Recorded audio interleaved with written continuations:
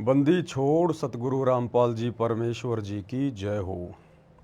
सच्चाई भाई और बहनों, दया परमपिता परमेश्वर जी की, सारी सृष्टि के सृजनहार पूर्ण ब्रह्म परमेश्वर जी की आज गुरुदेव भगवान के आशीर्वाद से थोड़े समय के लिए लाइव आए हैं। एक दो घटनाएं हैं जो संगत में घटित हुई हैं और एक छोटा सा संदेशा पीले पर्चे पर शतलोक आश्रम मैनेजमेंट हरियाणा की तरफ से आया हुआ है। दोनों टॉपिक पे हम बातचीत करेंगे। उससे पहले पूज्य गुरुदेव भगवान का जयकारा लगाते हैं। सभी भाई बहन वीडियो को ज़्यादा से ज़्यादा लाइव करें। बंदी छोड़ सतगुरु रामपाल जी भगवान की जय हो।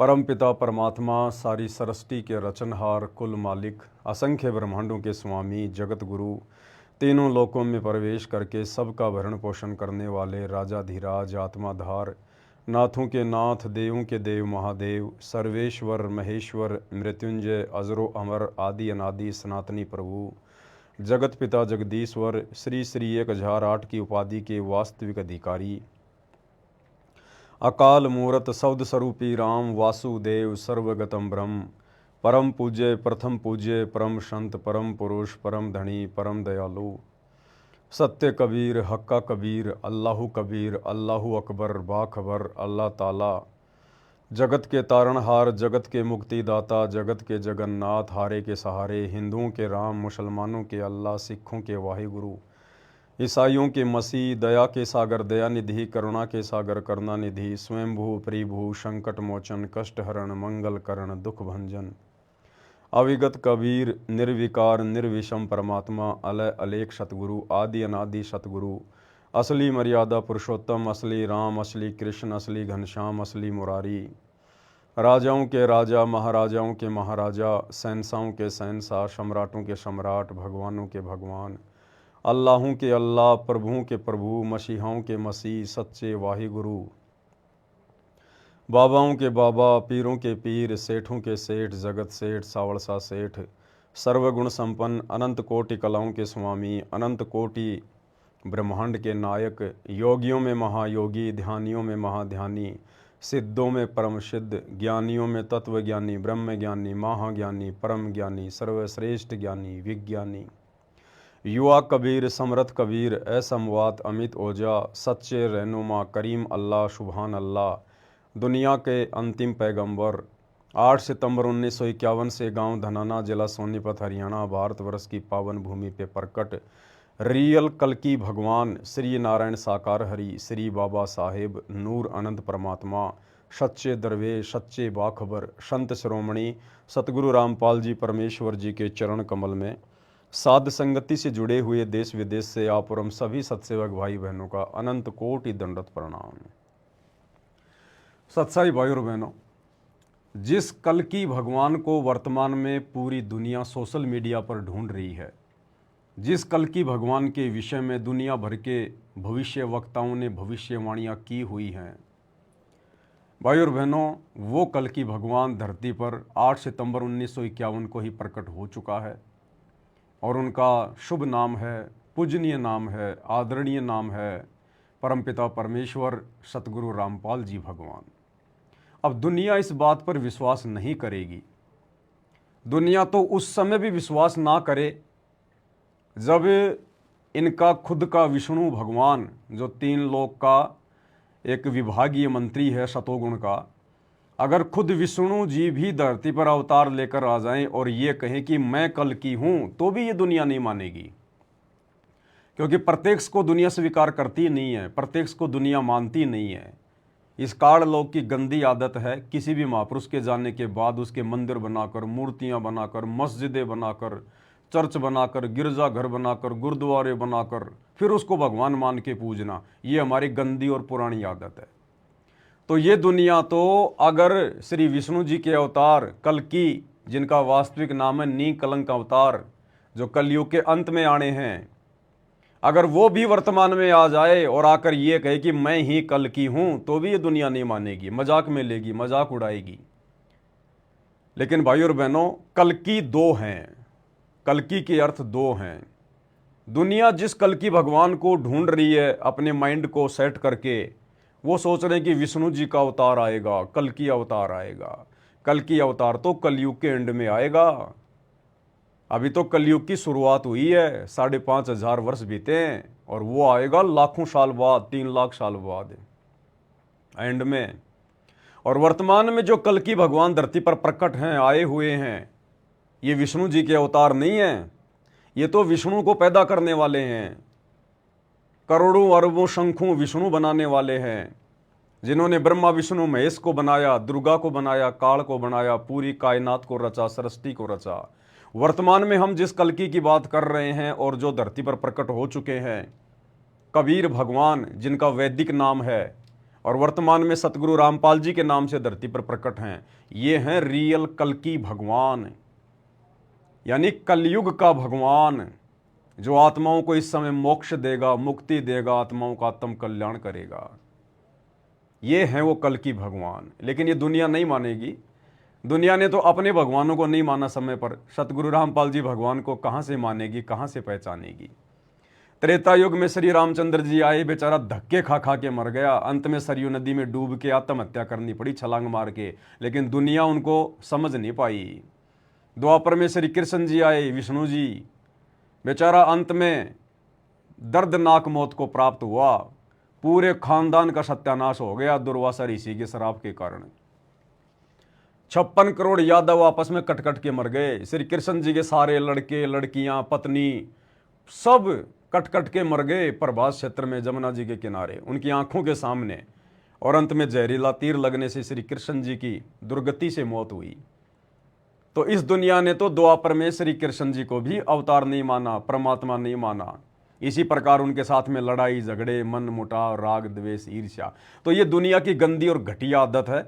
जब भी कोई महापुरुष आत्म कल्याण के लिए धरती पर आते हैं या कुछ शुभ कार्यों के लिए आते हैं, ये दुनिया उस समय उनको ना पहचान कर उनके साथ में वाद विवाद करके अपने कर्म ही फोड़ती है। तो भाई और बहनों, वर्तमान में दुनिया उस असली कल्कि भगवान को कैसे पहचान लेगी? और कल्कि भगवान जिस पर दया करेगा, मेहर करेगा, रजा करेगा, केवल वही आत्माएं उनको परमात्मा के रूप में देख सकती हैं, पहचान सकती हैं। और ये परम सौभाग्य इस पूरी पृथ्वी पर, जहां 800 करोड़ की जनसंख्या है दुनिया की, केवल चंद आत्माओं के ऊपर हुई है। और उन चंद आत्माओं को कहते हैं सतसेवक। यानी सतगुरु रामपाल जी की जो लाखों की संगत है, उनके ऊपर भी वो विशेष रजा, विशेष मेहर गुरुदेव भगवान की नहीं है। ये विशेष दया परमेश्वर ने अपने सतसेवक बच्चों के ऊपर बख्शी है, तत्व भेद की। तत्व ज्ञान तो परमात्मा ने लाखों को दे दिया, शतलोक आश्रमों से जुड़े हुए भाई बहनों को भी दे दिया, लेकिन तत्व भेद नहीं दिया गुरुदेव ने, उनको तत्व भेद नहीं दिया। और तत्व भेद के बिना गुरु में परमात्मा लाख जन्म में भी दिखाई नहीं देगा। परमेश्वर अपने शब्द में कहते हैं ना, तत्व भेद एक न्यारा रे साधो भाई, तत्व भेद एक न्यारा, तत्व भेद एक न्यारा रे साधो भाई, तत्व भेद एक न्यारा, समझेगा कोई गुरु मुख प्यारा, तत्व भेद एक न्यारा। एक होता तत्व ज्ञान। तत्व ज्ञान तो परमात्मा अपने मुखारविंद से उच्चारण करते हैं। अरे ज्ञान तो बाकी दुनिया देती है, बाकी संत महात्मा देते हैं ज्ञान, परमात्मा सतगुरु रूप में आकर देता तत्व ज्ञान। तो तत्व ज्ञान तो गुरुदेव ने सबको दे दिया, पूरी दुनिया को दे दिया, सत्संग कर करके छोड़ दिए, यूट्यूब पर देखिएगा। एक होता तत्व भेद, अपने विषय में पूर्ण जानकारी, आत्मा के हृदय में बैठा देना कि तेरा गुरु ही भगवान है, तेरा गुरु ही परमात्मा है। और वो तत्व भेद उस आत्मा को समझ में आने के बाद फिर वो आत्मा अन्य भगवानों को, नकली संतों को उखाड़ के फेंक देती है। जिस प्रकार सतसेवक भाई बहनों ने नकली भगवानों को उखाड़ के फेंक दिया, फाड़ फाड़ के। दाढ़ी मूछ वाले कबीर जी की समझे जाने वाली काल्पनिक फोटो फाड़ फाड़ के फेंक दी। गरीबदास जी की फोटो घर से हटा दी, दरबार से हटा दी। दादा गुरु जी की फोटो घर से हटा दी, दरबार से हटा दी। अन्य देवी देवताओं का तो हमारे शौपन में भी कोई जिक्र नहीं है। तो ये तत्व भेद समझ में आए बिना गुरु समझ में नहीं आ सकता, और गुरु समझ में आए बिना भाई मोक्ष नहीं हो सकता, लाख जन्म भी। क्योंकि भक्ति मुक्ति के दाता सतगुरु भटकत प्राण फिरंदा, उस साहिब के हुक्म बिना नहीं तरवर पात हिलंदा। क्योंकि भक्ति और मुक्ति का दाता सतगुरु ही है। और भाई जब सतगुरु समझ में नहीं आए तो मोक्ष क्या खाक होगा। तो वर्तमान में भाई और बहनों, वो तत्व भेद अपने सत्सेवक बच्चों के ऊपर गुरुदेव भगवान ने दया बख्शी है, और उसी तत्व भेद के कारण इस कल की भगवान को, रियल परमेश्वर को, परमात्मा को दुनिया जिसे यूट्यूब पर ढूंढ रही है, शतलोक आश्रमों से जुड़ी लाखों की संगत जिसे डाडी मूछ वाली नकली फोटो में ढूंढ रही है कि ये कबीर भगवान है कागज का टुकड़ा, और सत्सेवक बच्चे तत्व भेद के आधार से अपने घर पर ही गुरुदेव भगवान का आश्रम बना लिया, गुरुदेव भगवान का आसन लगा दिया, घर घर में बेड लग गए, गुरु को परमात्मा मान के गीता अध्याय 3 श्लोक 13 के अनुसार घर घर में अपने गुरुदेव भगवान को भोग लगाया जा रहा है। ज्ञान को आधार बना के भक्ति की जा रही है, और परमेश्वर की रजा का, उनकी दया का, उनकी मेहर का भर भर के प्याला घर बैठे पी रहे हैं, घर बैठे। तो ये दया केवल सत्सेवकों के ऊपर हुई है, जबकि सतलोक आश्रमों से जुड़े हुए भाई बहन दुनिया वालों की तरह धक्के खाते फिर रहे हैं, भटकते फिर रहे हैं। ये दुनिया वाले मंदिरों में भगवान ढूंढ रहे हैं, मस्जिदों में, चर्चों में, गुरुद्वारों में, और ये सतलोक आश्रम से जुड़े हुए भाई बहन, गुरुदेव का कलयुगी परिवार, उनके बेटा बेटी, भाई बंधु रिश्तेदार, ये आश्रमों में भगवान ढूंढ रहे हैं, आश्रमों पे आश्रम बनाए जा रहे हैं, पत्थरों में भक्तों का समय स्वासे और पैसा बर्बाद कर रहे हैं। दुनिया मंदिर बनाने में पैसा बर्बाद कर रही है। कल की मंदिर बन रहा है बहुत बड़ा एक संभल में, दुनिया उसमें पैसा बर्बाद कर रही है, और ये सतलोक आश्रम वाले इन पत्थरों में पैसा बर्बाद कर रहे हैं, जगह जगह सतलोक आश्रम बना रहे हैं। चाटोगे क्या? अरे ये सत भक्ति सतगुरु रामपाल जी भगवान वाली ये आश्रमों की भक्ति नहीं है, ये तो घर को आश्रम बनाकर फिर भक्ति करने की है। घर को आश्रम बनाकर, ज्ञान को आधार बनाकर, गुरु को भगवान मानकर, तब ये भक्ति सफल होगी। ये आश्रम परंपरा तो सतगुरु रामपाल जी समाप्त करने के लिए आए, समाप्त करने के लिए। अगर उन्होंने आश्रम ही खोलने होते तो हिसार जेल जाने से पहले हजारों आश्रम खोल देते, हजारों। ये तो परमेश्वर है, इनके पास में ना जन की कमी ना धन की कमी। एक सेकंड में जब ये परमात्मा श्री कृष्ण रूप में द्वापर में विश्वकर्मा को आदेश देकर और सुदामापुरी की रचना करवा सकता है, तो ये परमात्मा जगह जगह आश्रम नहीं बनवा सकता अपने भक्तों में प्रेरणा करके, कुछ भी करके। लेकिन ये पाखंड, इस पाखंड को तो परमात्मा ढहाने के लिए आए हैं, बनाने के लिए नहीं आए। सिर्फ एक आश्रम की गुरुदेव को आवश्यकता थी, जहां बैठकर गुरुदेव अपने बच्चों को ज्ञान सुना सके, एक बार ये सारे प्रमाण दिखा सके, और वो काम परमात्मा ने 2014 बरवाला कांड से पहले पूरा कर दिया। अब गुरुदेव को आगे ना कोई आश्रम की जरूरत है, ना किसी ब्रांच की जरूरत है, नो। केवल एक आश्रम रहेगा, बरवाला आश्रम, जहां बैठकर गुरुदेव भगवान जब तक जो लीला कर रहे हैं एक मनुष्य शरीर में, संत रूप में, जब तक परमात्मा धरती पर रहेंगे, केवल एक ही छोटे से आश्रम में रहेंगे। बाकी ये जितने भी आश्रम बन रहे हैं ना, अब देखो उधर महाराष्ट्र में, ओ तेरी की, पता नहीं कहां जंगल में जाके, पहाड़ों में जाके आश्रम बना रहे हैं, पहाड़ों में जाके। और वो भगत लग रहे हैं बेचारे, दिन रात वहां पर पसीने बहा रहे हैं। अरे ये भक्ति करने का समय था, ये मर्यादा निभाने का समय था ये। और ये समय इस काल ने तुम्हें भूल भुलैया में डालकर, अपने जाल में फंसाकर, और इन पत्थरों में तुम्हारा समय बर्बाद करवा रहा है, तुम्हारा पैसा बर्बाद करवा रहा है। यही तो सूक्ष्म चाल है काल की। और है क्या काल का काम? क्या है काल? सबके सामने तो प्रकट होता नहीं, तो वो कैसे ठगेगा भक्तों को? वो कैसे भ्रमित करेगा?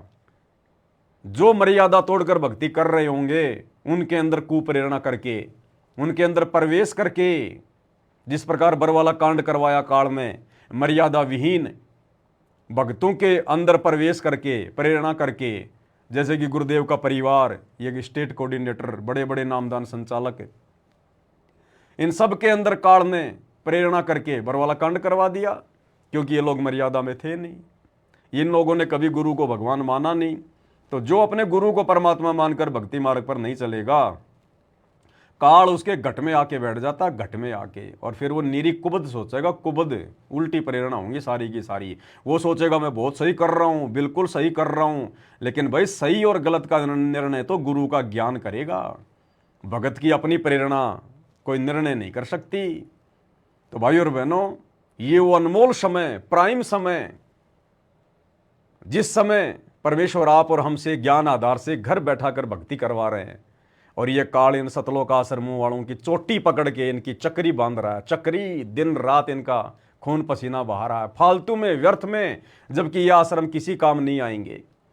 अरे उस परमात्मा का तो पूरी दुनिया ही आश्रम है, पूरा संसार उसका आश्रम है। और गुरुदेव ने तो घर घर आश्रम बना दिए।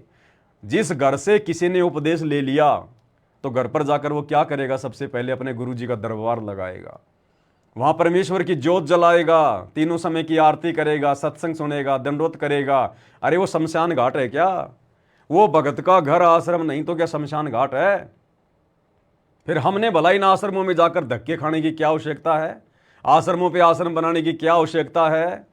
अब भगत कह देंगे गुरु जी का आदेश है, गुरु जी का आदेश। गुरु जी का आदेश है, गुरु जी के सत्संग सुन के देखो। गुरु जी के कौन से दिन गुरु जी ने ब्रांचों पे ब्रांचें खोलने की बात कही है? गुरु जी का आदेश है। जिन लोगों ने अभी तक अपने गुरु जी का प्रत्यक्ष मुंह भी देखा नहीं, आमने सामने होकर कभी गुरु के दर्शन किए नहीं, वो भी कह रहे हैं गुरु जी का आदेश है, गुरु जी का आदेश है। ये काल ऐसे ही ठगता है भाई और बहनों। तो भाई और बहनों, वर्तमान में जो ये दुनिया वाले जो कह रहे हैं ना कि कल की भगवान प्रकट हो चुका है और गुप्त रूप में अपने मिशन को अंजाम दे रहा है, उसका मिशन चल रहा है गुप्त रूप में, तो वो कल की भगवान तो है सतगुरु रामपाल जी भगवान। और उनका जो मिशन है जो गुप्त रूप में चल रहा है, दुनिया जिसको जानती नहीं, पहचानती नहीं, जिस तरफ ध्यान ही नहीं देती, वो है साध संगति। ये साध संगतियां हैं, ये परमेश्वर का गुप्त मिशन है। गुरु को भगवान मानकर और उसके बाद में ज्ञान आधार से भाई बहन जिस प्रकार से लाइव आते हैं, नित नई नई मर्यादाओं के विषय में जानकारियां मिलती हैं, नित्य हमें गुरुदेव भगवान के प्रति हमारी श्रद्धा कैसे बढ़े, हमारा विश्वास कैसे बढ़े, हमारी दृढ़ता कैसे बढ़े, ये हमें जानकारियां मिलती हैं। ये मिशन साध संगति के माध्यम से चल रहा है, कल की भगवान का गुप्त मिशन। ये गुप्त रूप से सेवा चल रही है परमात्मा की। घर घर में अपने भगवान की, कल की भगवान की आरती उतारने के लिए थालियां भेजी जा रही हैं। घर घर में परमेश्वर की जो है वो चवर भेजे जा रहे हैं श्रद्धा भाव से अपने गुरुदेव भगवान के ऊपर करने के लिए। महिमा की पुस्तकें भेजी जा रही हैं, अन्य सामग्रियां भेजी जा रही हैं। ज्ञान आधार से भाई बहनों को दृढ़ किया जा रहा है कि एक गुरु दूसरा कोई नहीं धरती पर पूरी सृष्टि में। जब तक ये भाव हमारी अंतरात्मा में नहीं उठेगा तब तक हम मोक्ष प्राप्त नहीं कर सकते, उस कल की भगवान के प्यारे नहीं बन सकते हम।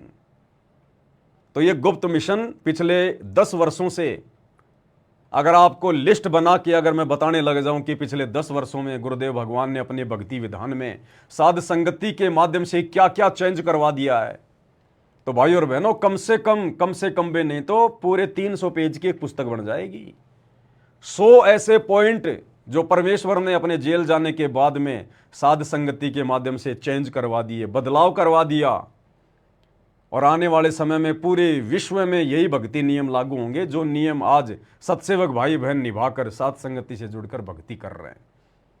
तो उस कल की भगवान का गुप्त मिशन ये साध संगतियां हैं, साध संगतियां। और तुम्हारा कोई कल की वल की नहीं आने वाला। घोड़े पे बैठ के आएगा, लंबी सी तलवार लेके आएगा, वो तो भैया कलयुग के एंड में आएगा, घोड़े पे बैठ के लंबी सी तलवार लेके। उस समय पूरी धरती पर अधर्मी आत्मा हो जाएंगी, पापी आत्माएं हो जाएंगी, और उनको घास की तरह काटने के लिए लंबी सी तलवार लेके आएगा।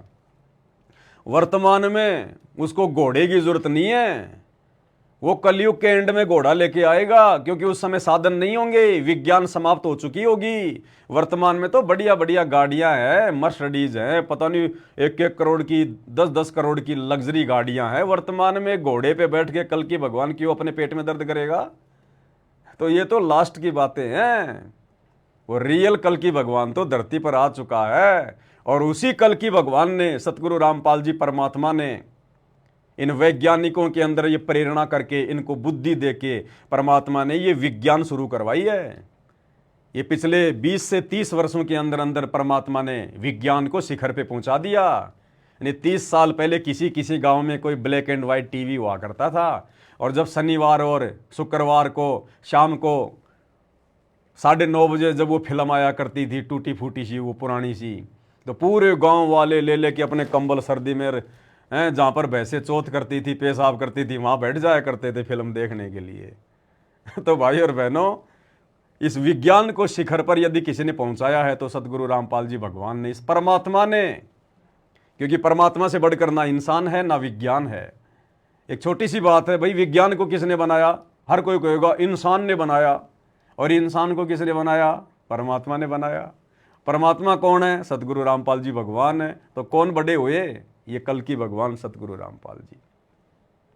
तो भाई और बहनों, आप और हम सत्सेवकों का बहुत बड़ा सौभाग्य है। परमेश्वर ने आप और हमारे ऊपर रजा करने में, दया करने में भाई और बहनों छप्पर फाड़ दिया, छप्पर। कोई कमी नहीं छोड़ी परमात्मा ने।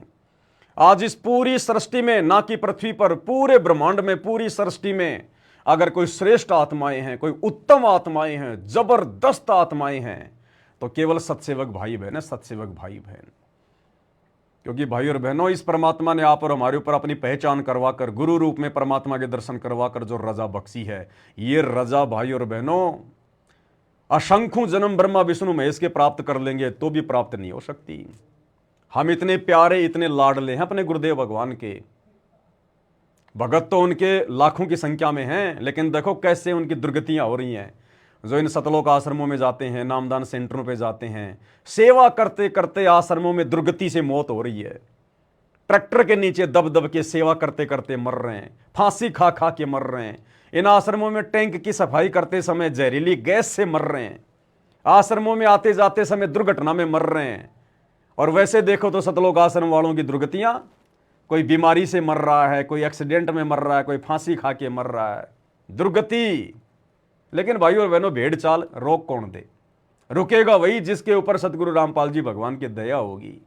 वही आत्मा गुरु जी की गैर हाजिरी में घर बैठ के भक्ति करेगी। अरे जिस स्कूल में टीचर नहीं है, कोई मूर्ख माता पिता होगा जो अपने बच्चों को उसी स्कूल में भेजेगा। तो हमारे गुरुदेव भगवान, हमारे टीचर सतगुरु रामपाल जी वर्तमान में अपनी लीला के तहत, अपने मिशन के तहत हिसार जेल में बैठे हैं। इन आश्रमों में क्या भाई, क्यों धक्के खाने जाएं हम? किस लिए जाएंगे आश्रमों में? जो चीज एक भगत को चाहिए, सुनने के लिए सत्संग हमारे घर पे है, खाने के लिए भंडारा हमारे घर पे है, गुरु जी के दर्शन आश्रमों में तो तुम उन फोटो में करोगे, हमारे घर पर है ना। शब्द रूप में परमात्मा अगर मानोगे तो, हम हैं शब्द शब्द हम माई, हमसे भिन्न और कछु नाई। क्यों धक्के खाने जाएं ना आश्रमों में? जब हमारा भगवान आएगा अपने मिशन को पूरा करके, जहां भी आएंगे, जिस भी आश्रम में आएंगे, हम दौड़े चले जाएंगे। उस समय हमें रोक कौन देगा भाई? तब तक हम क्यों धक्के खाएं? तो आप और हमारे ऊपर जो गुरुदेव ने दया बख्शी है भाई और बहनों, छप्पर फाड़ है, छप्पर फाड़ है। अब देखो, एक पीला पर्चा दास के पास में आया है। कल सतलोक आश्रम मैनेजमेंट हरियाणा वालों ने यह पीला पर्चा वायरल किया था।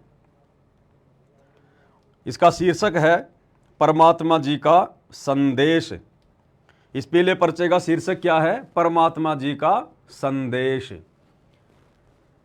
अब जाहिर सी बात है भाई और बहनों, हिसार जेल से सतगुरु रामपाल जी का संदेश। हालांकि ये लोग खाली जुबान से बोलते हैं, हृदय से मानते नहीं है परमात्मा सतगुरु रामपाल जी को, केवल जुबान से बोलते हैं। और फॉर्मेलिटी इस भक्ति मार्ग में नहीं चलती भाई। तो क्या संदेशा है, क्या इन्होंने पीला पर्चा निकाला है?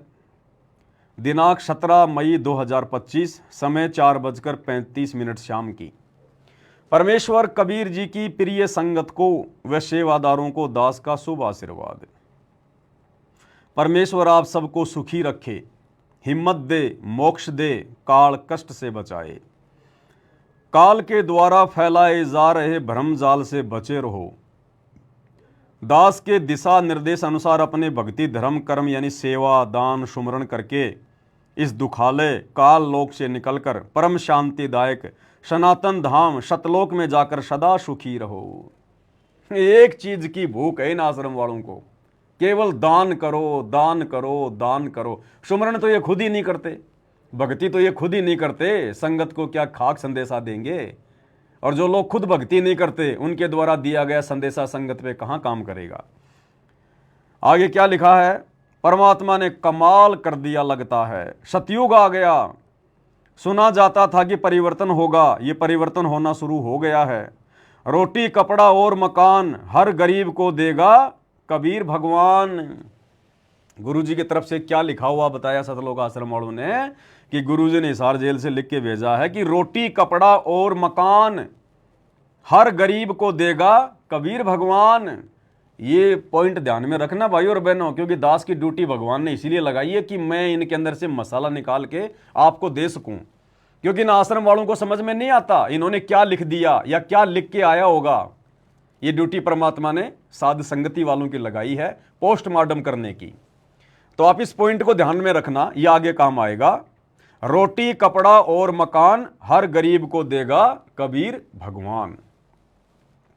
सर्व संगत से प्रार्थना करता हूं कि परमार्थ के लिए पैदा हुए हो तुम। इस प्राइम टाइम में आप सामान्य आत्मा नहीं हो, जो शरण में आ रहे हो, आने वाले हो। आप सभी को दास का आशीर्वाद भी है, निवेदन भी है और निर्देश भी है और आदेश भी है।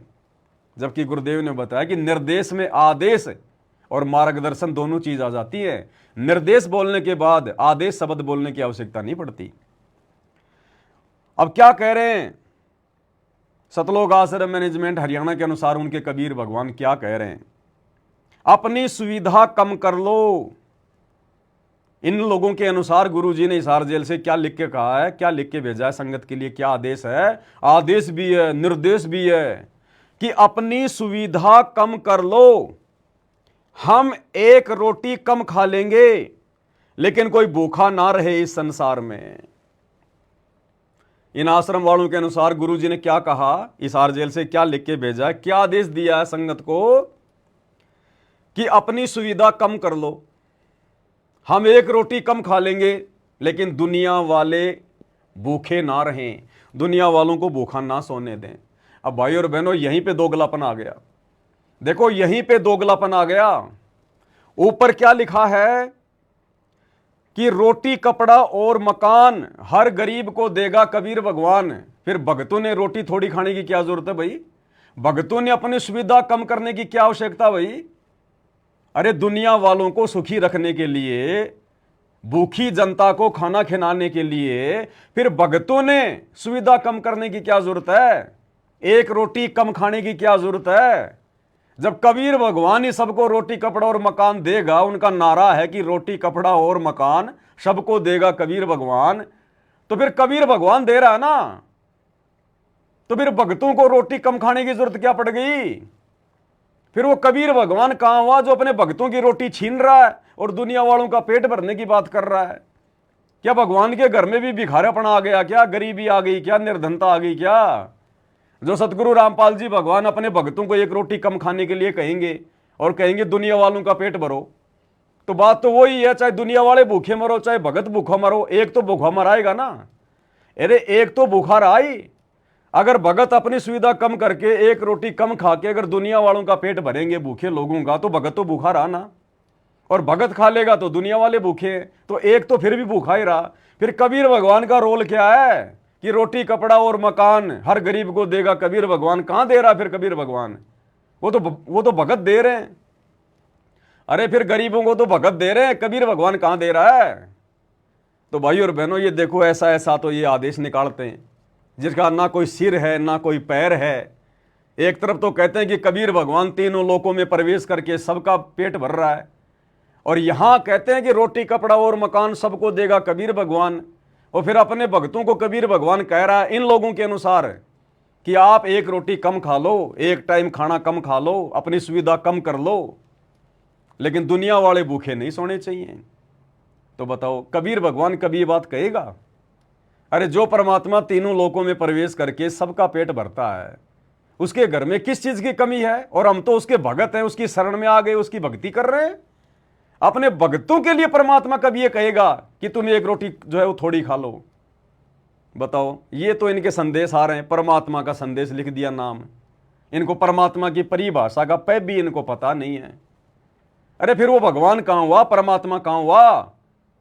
भगवान, गुरुदेव ने भगवान की क्या परिभाषा बताई? जो हमें भोग्य वस्तु दे, जो खाने को हमें अच्छे अच्छे जो पदार्थ दे, जो पेट भर खाना दे, हमारी हर सुख सुविधा का ध्यान रखे, उसको कहते हैं भगवान, परमात्मा। तो परमात्मा कभी ये कहेगा कि बच्चों एक रोटी तुम कम खा लो? क्यों भाई, भगवान के घर में गरीबी है? अरे रोज संध्या आरती में पढ़ते हो 9 लख बोडी भरी बिसंबर दिया कबीर भंडारा।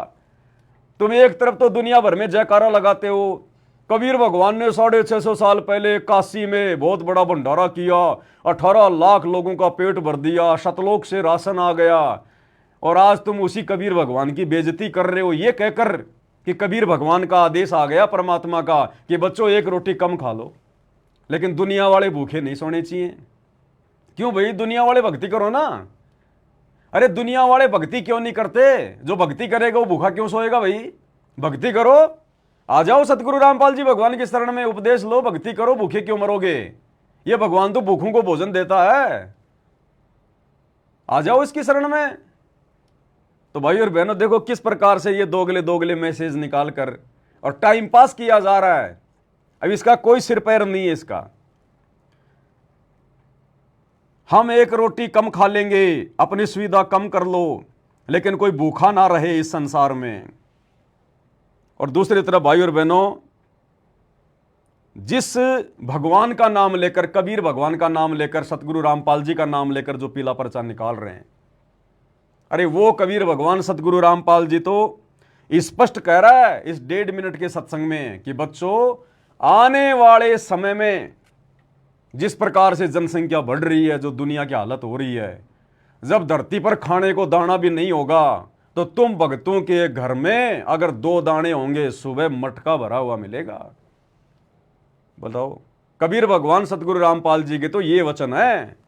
अगर तुम्हारे घर में उस अकाल के समय, भूखमरी के समय, जब दुनिया त्राईमाम करेगी, जो समय बहुत जल्दी आने वाला है, युग परिवर्तन का समय चल रहा है, 2028 तक ये सब कुछ होना है, कि जिस समय तुम्हारे घर में 2 दाने होंगे तो सुबह तुम्हारे घर में मटका भरा हुआ मिलेगा, पिसा पिसाया आटा, नमक, तेल, मिर्च, घी, सब कुछ, गैस। अब जो भगवान ये वचन कह रहा है और साध वचन पलटे नहीं पलट जाए ब्रह्मांड, तो बताओ वो भगवान, वो कबीर परमात्मा सतगुरु रामपाल जी अपने भक्तों को यह आदेश देगा कि बच्चों एक टाइम रोटी कम खा लो, एक रोटी तुम कम कर दो, अपनी सुविधा तुम कम कर दो। तो ये देखो भगवान को भी भिखारी बना दिया इन लोगों ने, भगवान को भी। अच्छा, ये सारा का सारा ये प्रोपेगेंडा इन लोगों ने क्यों फैलाया है? केवल इसलिए, मान बढ़ाई के लिए, दिखावे के लिए, पब्लिसिटी के लिए। ये लोग क्या करते हैं, पूरा दिन में क्या करेंगे, किसी एक ऐसे घर को ढूंढेंगे हरियाणा में, हरियाणा से बाहर नहीं, क्योंकि गरीबी केवल हरियाणा में है, और हरियाणा के भी सोनीपत जिले में, रोहतक जिले में, हरियाणा से बाहर भिखारी नहीं है। सबसे ज्यादा भिखारी और सबसे बड़े महाभिखारी अगर कहीं है भारत देश में तो केवल हरियाणा में है, हरियाणा में। तो ये सतलोक आश्रम वालों की टीम क्या करती है, 2-4 भक्तों की इन्होंने ड्यूटी लगा रखी है मूर्खों की, कि तुम जाओ हैं और देखो सबसे ज्यादा गरीब कौन है, जो बिल्कुल गरीब सा हो, दिखाई दे, वीडियो बनाए तो ऐसा लगे कि वास्तव में गरीब है। अब वो जाके चील कव्वे की तरह सारा दिन मुंह फाड़ते रहते हैं। अब ऐसा भाई और बहनें, इस काललोक में तो लाखों भिखारी हैं, करोड़ों भिखारी हैं, गरीब हैं बेचारे। वो उसको पकड़ लेंगे, मकान टूटा फूटा हुआ है, मकान का गेट भी टूटा हुआ है, और इसका तो एक्सीडेंट भी हो रखा है, इसने जो है प्लास्टर बांध रखा है। कुछ तो बेचारा वो खुद भिखारी, और कुछ वीडियो बनाने के चक्कर में ये आश्रम वाले उसको और भिखारी बना देते हैं कि हम जब वीडियो बनाएंगे तो तुमने ऐसे बोलना है, ये करना है, वो करना है। अब वीडियो देखने वाले को लगेगा ये तो बेचारा कति भिखारी है, हैं? और फिर उसको क्या करेंगे, ये पूरा दिन में केवल एक ही गरीब आदमी ढूंढते हैं और नहीं। ना, कबीर भगवान की जिम्मेदारी इस देश के हर गरीब को भोजन खिलाने की नहीं है, केवल एक भिखारी को भोजन खिलाने की है रोजाना। फिर ये क्या करेंगे, गाड़ी लेके जाएंगे, 10 किलो आटा, 2 किलो चीनी, 1 तेल की शीशी, 2 नहाने के साबुन, 2 कपड़े धोने के साबुन बांध बूंद के और ले जाएंगे वहां, और पहले ये एंटर करेंगे अंदर, हाँ जी आपकी तो बहुत ज़्यादा गरीब स्थिति है, फलाना है, दिखना है, हमारे संत रामपाल जी ने आप लोगों के लिए ये भेजा है, वो भेजा है। वो खाट पे रख देंगे सारा सामान, और उसकी घरवाली को खड़ा कर लेंगे, और वो जो बेचारा भिखारी है, कोई बेचारा बीमार है, जैसा भी, किसी का हाथ टूट रहा है, नहीं टूटा, ये लोग पता नहीं जानबूझ के प्लास्टर चढ़वा देते हैं, उसको खड़ा कर देंगे। शर्ट पहन रखी है तो निकलवा देंगे, नहीं भाई तू बनियान पहन, और बनियान को भी थोड़ा फाड़ ले, भिखारी सा दिखाई दे। उसको बना के पूरा भिखारी जैसे फिल्मों में बनाए जाते हैं, उसके बाल बच्चों को वहां खड़ा कर दिया जाएगा, फिर ये वीडियो बनाएंगे। हाँ जी, आपकी क्या हालचाल है, हाँ जी खाना वाना आप लोग कैसे खाते हो, आपके बच्चों की तो हालत बहुत ख़राब हो रही है, आपके आदमी की भी हालत ख़राब हो रही है। फिर वो पूरे के पूरे समाचार देगी, हम जी बहुत गरीब आदमी हैं जी, अजी मेरा आदमी 6 महीने से एक्सीडेंट हो गया जी, इसका हाथ टूट गया जी, हमारे बच्चे भी स्कूल में नहीं जा रहे जी। अच्छा अच्छा जी, अच्छा तो फिर आप कैसे काम चला रहे हैं? बोले जी ऊपर वाला चला रहा हमारा। तो ठीक है बहन जी, हमारे सतगुरु रामपाल जी ने अन्नपूर्णा मुहिम चलाई है, उस मुहिम के तहत हम आपके लिए ये 10 किलो आटा लेके आए हैं, एक तेल की बोतल लेके आए हैं। अब इन मूर्खों को कोई ये पूछे, इन गधों को कोई ये पूछे, सतलोक आश्रम वालों को, अरे उस भिखारी परिवार को जिसके घर पर तुम गए हो, वो भिखारी परिवार 30-40 साल से रोजाना दोनों टाइम पेट भर के खाना खा के सोता है। भले उसका आदमी बीमार है, एक्सीडेंट हो गया, कुछ भी हो गया हो, आज से पहले उस भिखारी परिवार को भोजन कौन दे रहा था? तुम्हारे वो 10 किलो आटे से उनकी 40 साल निकल गई क्या? आज से पहले कौन खिला रहा था उनको? और तुम्हारा 10 किलो आटा 10 दिन नहीं चलेगा, उनके 10 दिन भी, और उसके बाद में तुम मुड़ के भी नहीं देखने वाले। तुम्हारी घटिया और गंदी आदत को हम अच्छे से जानते हैं। उसके बाद तुम लोग मुड़ के भी नहीं देखने वाले उस परिवार की तरफ। क्यों? तुम्हारा काम हो गया, बस तुमने तो एक वीडियो बनाना था और अपने न्यूज चैनल पे डालना था, बस तुम्हारा काम केवल इतना ही है। अब भाई और बहनों देखो, काल यहां पर मर्यादा कैसे तोड़ता है, यह सूक्ष्म चाल है काल की। अब गुरुजी ने हमें क्या शिक्षा दी, क्या दिशा निर्देश दिए कि बच्चों हमने जबरदस्ती के दान पुण्य नहीं करने। दान और पुण्य धर्म हमने केवल अपने गुरुजी की आज्ञा में रह के, और जो गुरुजी के भक्ति विधान में, क्योंकि गुरु वही आज्ञा देगा जो गुरु के भक्ति विधान में, उसी अनुसार करना है। और गुरुदेव ने हमें तरीका बता दिया कि 10वां अंश गुरु को दीजिए, जीवन जन्म सफल कर लीजिए, या अपने गुरुजी के रहते सहते साक्षात गुरुजी के हाथ में ज्योति और पाठ का दान देकर अपना धर्म कराओ, या गुरुजी के आश्रम में रहते समय भंडारे का पैसा देकर, भंडारे का सामान देकर सहयोग करो, और 5 यज्ञ अपने घर पे करो। यह है धर्म की पूरी व्याख्या इस कबीर पंथ में। इसके अलावा हमने बाहर जाकर ना तो गायों को चारा डालना, ना भैंसों को चारा डालना फालतू में किसी जो है उसमें गौशाला में जाकर, ना हमने भिखारियों के लिए बना बना के रोटियां लेकर उनको बांटने के लिए जाना है। यह इस कबीर पंथ में नहीं है। और गुरुदेव ने हमें स्पष्ट कह दिया कि बच्चों तुम्हारे घर पर कोई भिखारी आ जाए तो खाना खिलाओ, कोई भी व्यक्ति आ जाए खाना खिलाओ, लेकिन तुमने घर से खाना बना बना के या बांध बांध के आटा दाल चावल तुमने नहीं बांटना। यह काल का षड्यंत्र है, करज चढ़ेगा करज। तो ये सतलोक आश्रम मैनेजमेंट हरियाणा वाले, क्योंकि भाई और बहनों काल इनकी बुद्धि पे बैठा है। काल ने तो गुरुजी की एक भी मर्यादा सुरक्षित नहीं रखवानी है, इनको ढंग से निचोड़ के रखना काल ने, मर्यादाओं के नाम पर ढंग से। तो गुरुजी की आज्ञा को सरेआम तोड़ा जा रहा है यहां पर, और नाम किसका? गुरुजी का। काल ने यही तो कहा था कि जाओ जोग जीत संसारा, जीव न माना कहा तुम्हारा, कि हे जोगजीत जब तू नीचे जाकर ज्ञान देगा, समझाएगा, मर्यादा बताएगा, तेरी कोई नहीं मानेगा। तुम्हारा नाम ले वाद बढ़ाऊं या विद जीवों को भरमाऊं, तेरा ही नाम ले लेके और तेरे भक्तों को भ्रमित करूंगा। तो आज ये सतलोक आश्रम मैनेजमेंट हरियाणा वाले काल प्रेरणा से परमात्मा के भक्तों को, परमात्मा के बच्चों को, और परमात्मा सतगुरु रामपाल जी का आदेश बता बता के, उन्हीं का नाम ले लेके, पीले पर्चे निकाल निकाल के, और उनकी मर्यादाओं की धज्जियां उड़ा रहे हैं। तो ये जबरदस्ती का दान पुण्य है भाई और बहनों, ये दान पुण्य हम भक्तों ने नहीं करना है, बिल्कुल नहीं करना। अगर कोई ज्यादा ही गरीब है, भूखा मर रहा है, तो भगवान धरती पे आया हुआ है, नाम उपदेश ले, भक्ति कर, क्यों भूखा मरेगा तू? समर्थ की शरण में आ जा। आप इनका कोई भी वीडियो उठा के देख लीजिए, जो ये बना रहे हैं, आटा दाल चावल दे दे के जो वीडियो बनाते हैं ना उस गरीब परिवार का, भाई और बहनों इनका कोई भी वीडियो उठा के देख लीजिए। ये नालायक मंदबुद्धि प्राणी सतलोक आश्रम वाले किसी भी गरीब परिवार को ये नहीं कहते, उनको ये सलाह नहीं देते कि भाई देखो तुम्हारी क्या हालत हो रही है, तुम देवी देवताओं को पूजते पूजते तुम्हारे दादा मर गए, परदादा मर गए, तुमने भी 30-40 साल तक देवी देवता पूजे होंगे, क्या दे दिया तुम्हारे भगवानों ने, इन देवी देवताओं ने? छोड़ो इनको और सतगुरु रामपाल जी की शरण में आ जाओ, भक्ति शुरू करो, नाम उपदेश लो, आश्रम में आ जाओ, तुम्हारी गरीबी परमात्मा दूर भगाएगा। आप कोई भी वीडियो उठा के देख लो भाई और बहनों, कोई भी वीडियो, किसी भी वीडियो में उस गरीब परिवार को ये भक्ति करने के लिए नहीं कहते, संत रामपाल जी से उपदेश लेने के लिए नहीं कहते।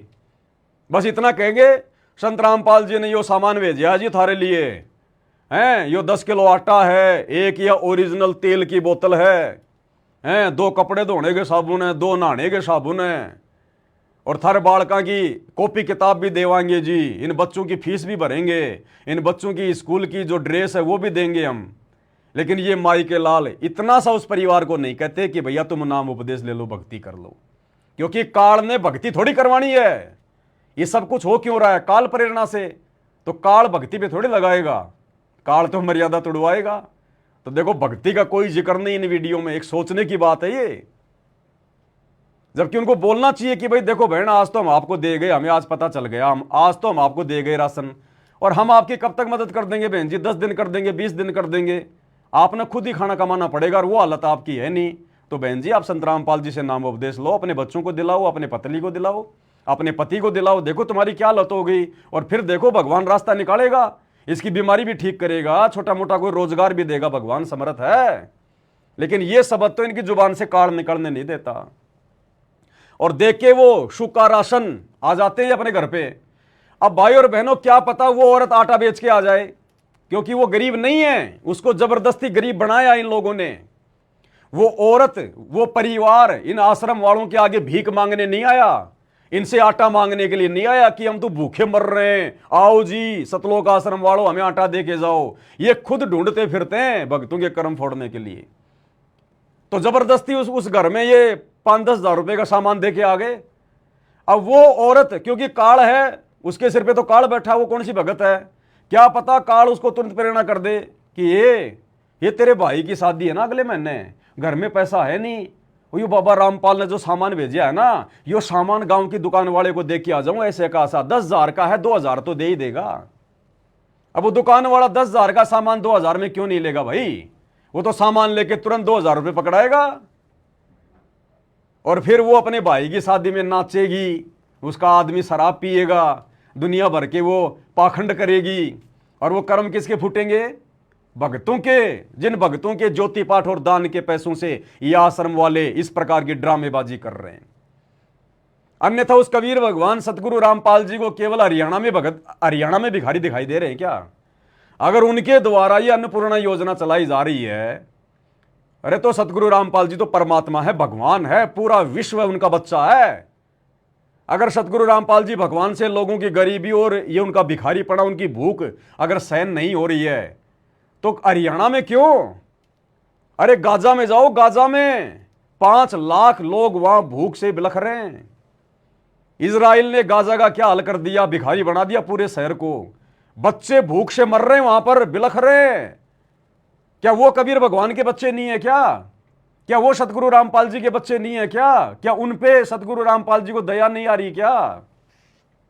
हरियाणा में ज्यादा भिखारी पैदा हो गए, हरियाणा वाले भिखारियों के प्रति उस परमात्मा का जो है ज्यादा लगाव हो गया। ये टोटल भाई और बहनों, टोटल ये मान बढ़ाई और पब्लिसिटी के लिए किया जा रहा है। इस दास को जहां तक आइडिया है, हरियाणा में जो चुनाव होंगे, उन चुनावों में सतगुरु रामपाल जी के दोनों नालायक बेटों में से एक बेटा चुनाव में उतरेगा। कोई न कोई इनकी रणनीति है। ये टोटल पब्लिसिटी के लिए हो रहा है, ये मान बढ़ाई के लिए।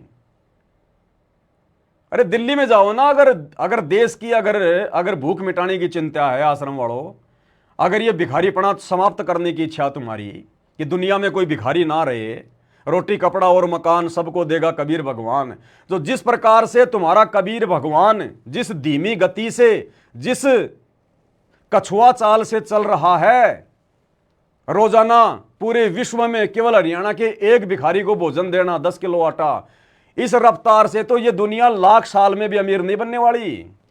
इस दुनिया का भिखारीपना लाखों सालों में भी समाप्त नहीं होगा। जिस हिसाब से तुम कह रहे हो कि भाई रोटी कपड़ा और मकान सबको देगा कबीर भगवान, अगर तुम्हारे अनुसार देगा, जो सिस्टम तुमने अपना रखा है, तो इस दुनिया का भिखारीपना तो लाखों साल में समाप्त नहीं होने वाला। तो भाई और बहनों, नाम सतगुरु रामपाल जी भगवान का, क्योंकि बदनामी तो काल उनके सिर पे ठोकेगा ना। इनको कौन जानता है? नाम सतगुरु रामपाल जी का, तो बदनामी सतगुरु रामपाल जी की, मर्यादा टूटेगी सतगुरु रामपाल जी के भक्तों की। तो ये ड्रामेबाजी हो रही है यहां पर सारी की सारी। टोटल सारे के सारे भिखारी हरियाणा में जमा हो रहे हैं। हरियाणा में इनको जो भी काम दिखाई देता है केवल हरियाणा में।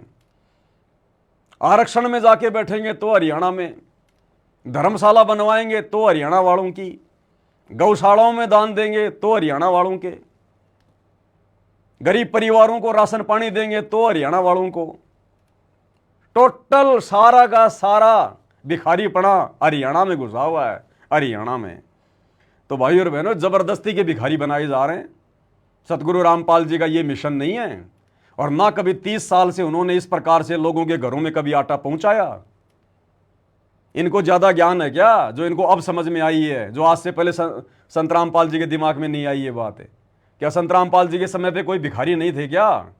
उस समय लोगों की स्थितियां खराब नहीं थी क्या? तो ये टोटल प्रोपेगेंडा है। काल भक्ति करने देना नहीं चाहता। इनका सारा दिमाग इसी प्रकार से सारा दिन उलझा के रखे। इनका अनमोल समय अनमोल श्वासें ये इसी प्रकार से बर्बाद होती रहे। तो टोटल प्रोपेगेंडा भाई और बहनों ये काल का।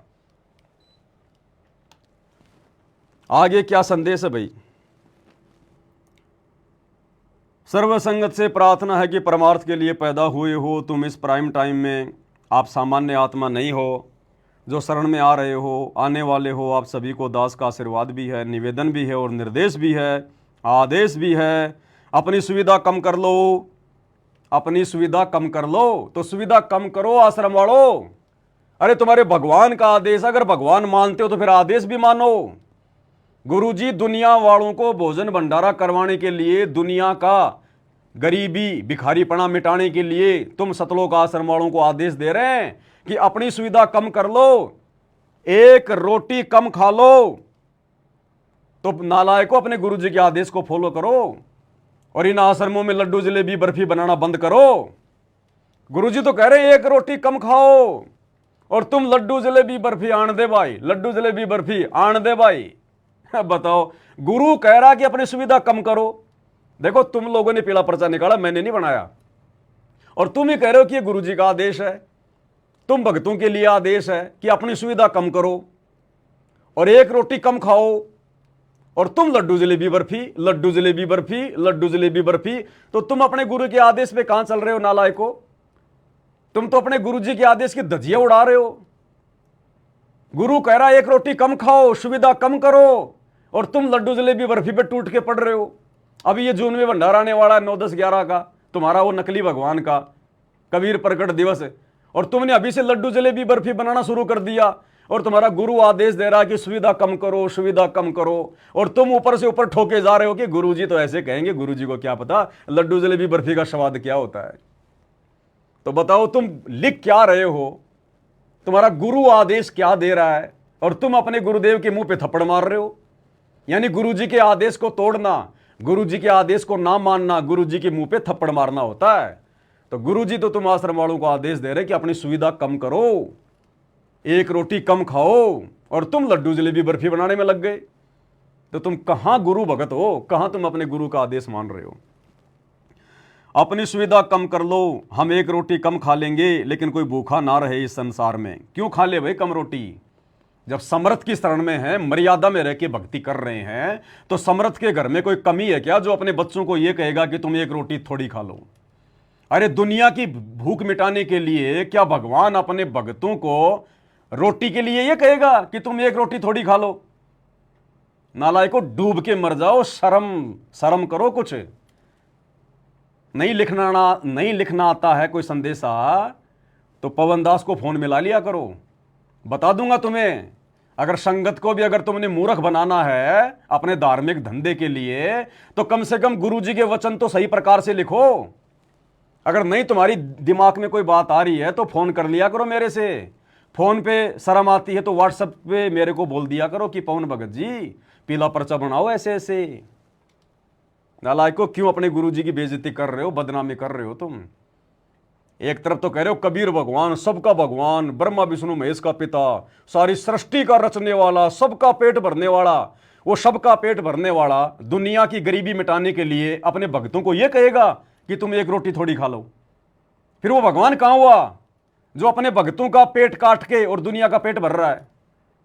तो ये बेइज्जती कर रहे हैं अपने भगवान की भी। ये डाडी मूछ वाले को भी भगवान नहीं मानते, उसकी भी बेइज्जती कर रहे हैं। अपनी सुविधा कम कर लो, हम एक रोटी कम खा लेंगे, लेकिन कोई भूखा ना रहे इस संसार में। अरे संसार की भूख मिटेगी, संसार की गरीबी मिटेगी भगवान के शरण में आने से। ये 10-10 किलो आटा देने से कभी दुनिया का भिखारीपना नहीं जाएगा, दुनिया की भूख नहीं मिटने वाली है। और ज्यादा भिखारी पैदा कर रहे हो तुम तो निठल्ले पैदा कर रहे हो। वो क्यों कमाएंगे? तुम जा जाके देते रहो, वो खाते रहेंगे, वो निकम्मे अपने घरों पे वो पड़े रहेंगे। क्यों कमाएंगे वो? तुम तो दुनिया को ज्यादा बिगाड़ रहे हो, फ्री का दे दे के, आराम का दे दे के। आप फिर भगवान की रजा देखना आपके ऊपर। वह खुद 120 वर्ष तक उन गरीबों में रहा जिनको समय पर एक टूक नहीं था।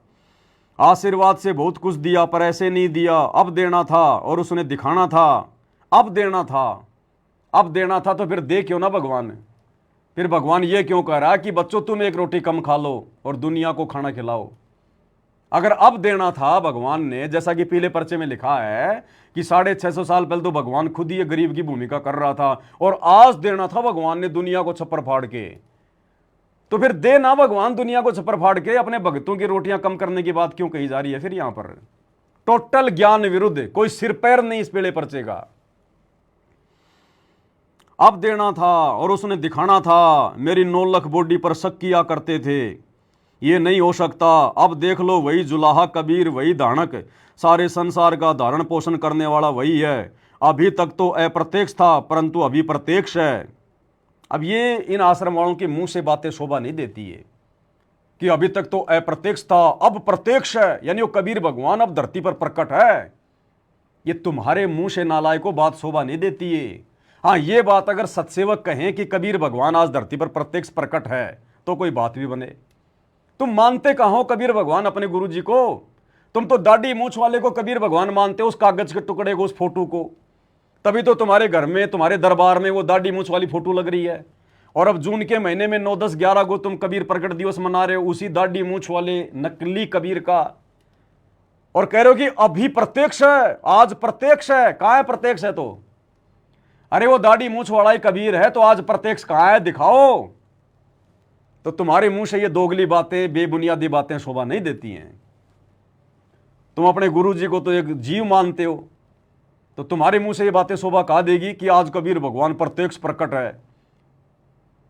प्रत्यक्ष प्रकट है तो कहां, जरा बताओ। हो इस हार जेल में बैठे ना संत रामपाल जी। फिर वो जून के महीने में कौन है फिर वो दाढ़ी मूछ वाला जिसको तुम कबीर भगवान मान के उसकी गोद में बैठोगे? अब उसके नाम पे लड्डू जलेबी बर्फी खाओगे तुम, फिर वो कौन है? अगर प्रत्यक्ष कबीर भगवान आज संत रामपाल जी हैं, तो जून के महीने में तुम जिसका प्रकट दिवस मनाने जा रहे हो नकली कबीर का, वो कौन है फिर? तो भाई और बहनों, इनका कोई सिर पैर नहीं है इन नालायकों का। अभी तक तो अप्रत्यक्ष था, परंतु अभी प्रत्यक्ष है। गीता अध्याय 15 श्लोक 17 में ऐसे ही नहीं कहा, उत्तम पुरुष है तू अन्य परमात्मा इति उदारते, ये लोग तरम अवश्य विभर्ति अवय ईश्वर है। वो श्रेष्ठ भगवान कबीर सारी सृष्टि का मालिक तो कोई और है, जो तीनों लोकों में प्रवेश करके सबका धरण पोषण करता है। तो परमात्मा वह वास्तव में अविनाशी है। नोट, इस पीले पर्चे के आदेश को कोऑर्डिनेटर सिद्ध संघ के अनुसार संगत तक भेजें। अब बताओ, क्या कोई सिर पैर है इसका? है कोई इसका कोई सिर पैर? कोई सिर पैर नहीं इसका। बस संगत को मूर्ख बनाने के लिए, जब इनके पास कुछ भी नहीं होता है ना, तो एक पीला पर्चा निकाल के भेज देते हैं गुरु जी का नाम का कि संगत पागल बनी रहेगी। बस इससे ज्यादा कुछ नहीं। तो ये राम कहानी तो थी भाई और बहनों इन सतलोक आश्रमों से जुड़े हुए मंदबुद्धि भक्तों की, जिनके ना कोई ज्ञान का सिर पैर है, ना जिनकी भक्ति का कोई सिर पैर है। भगवान ने तो आकर कोई रजा छोड़ने में, कोई रजा बख्शने में कोई कमी छोड़ी नहीं, लेकिन इनके माड़े भाग, कहते ना सकल पदार्थ है जगमाही और भाग बिना नर पावत नाही। तो इनके भाग में नहीं है ये भक्ति करना, मर्यादा निभाना, गुरु में परमात्मा देखना। दूसरी बात भाई और बहनों, छोटी सी सूचना ये है, जो फोटो आप जी देख रहे होंगे पीछे बैकग्राउंड में, हमारी सत्सेवक बहनें खड़ी हुई हैं। इनके गले में सात संगति का लोगो है, इन्होंने बनवाया है, अपने गले में डाल रखा है।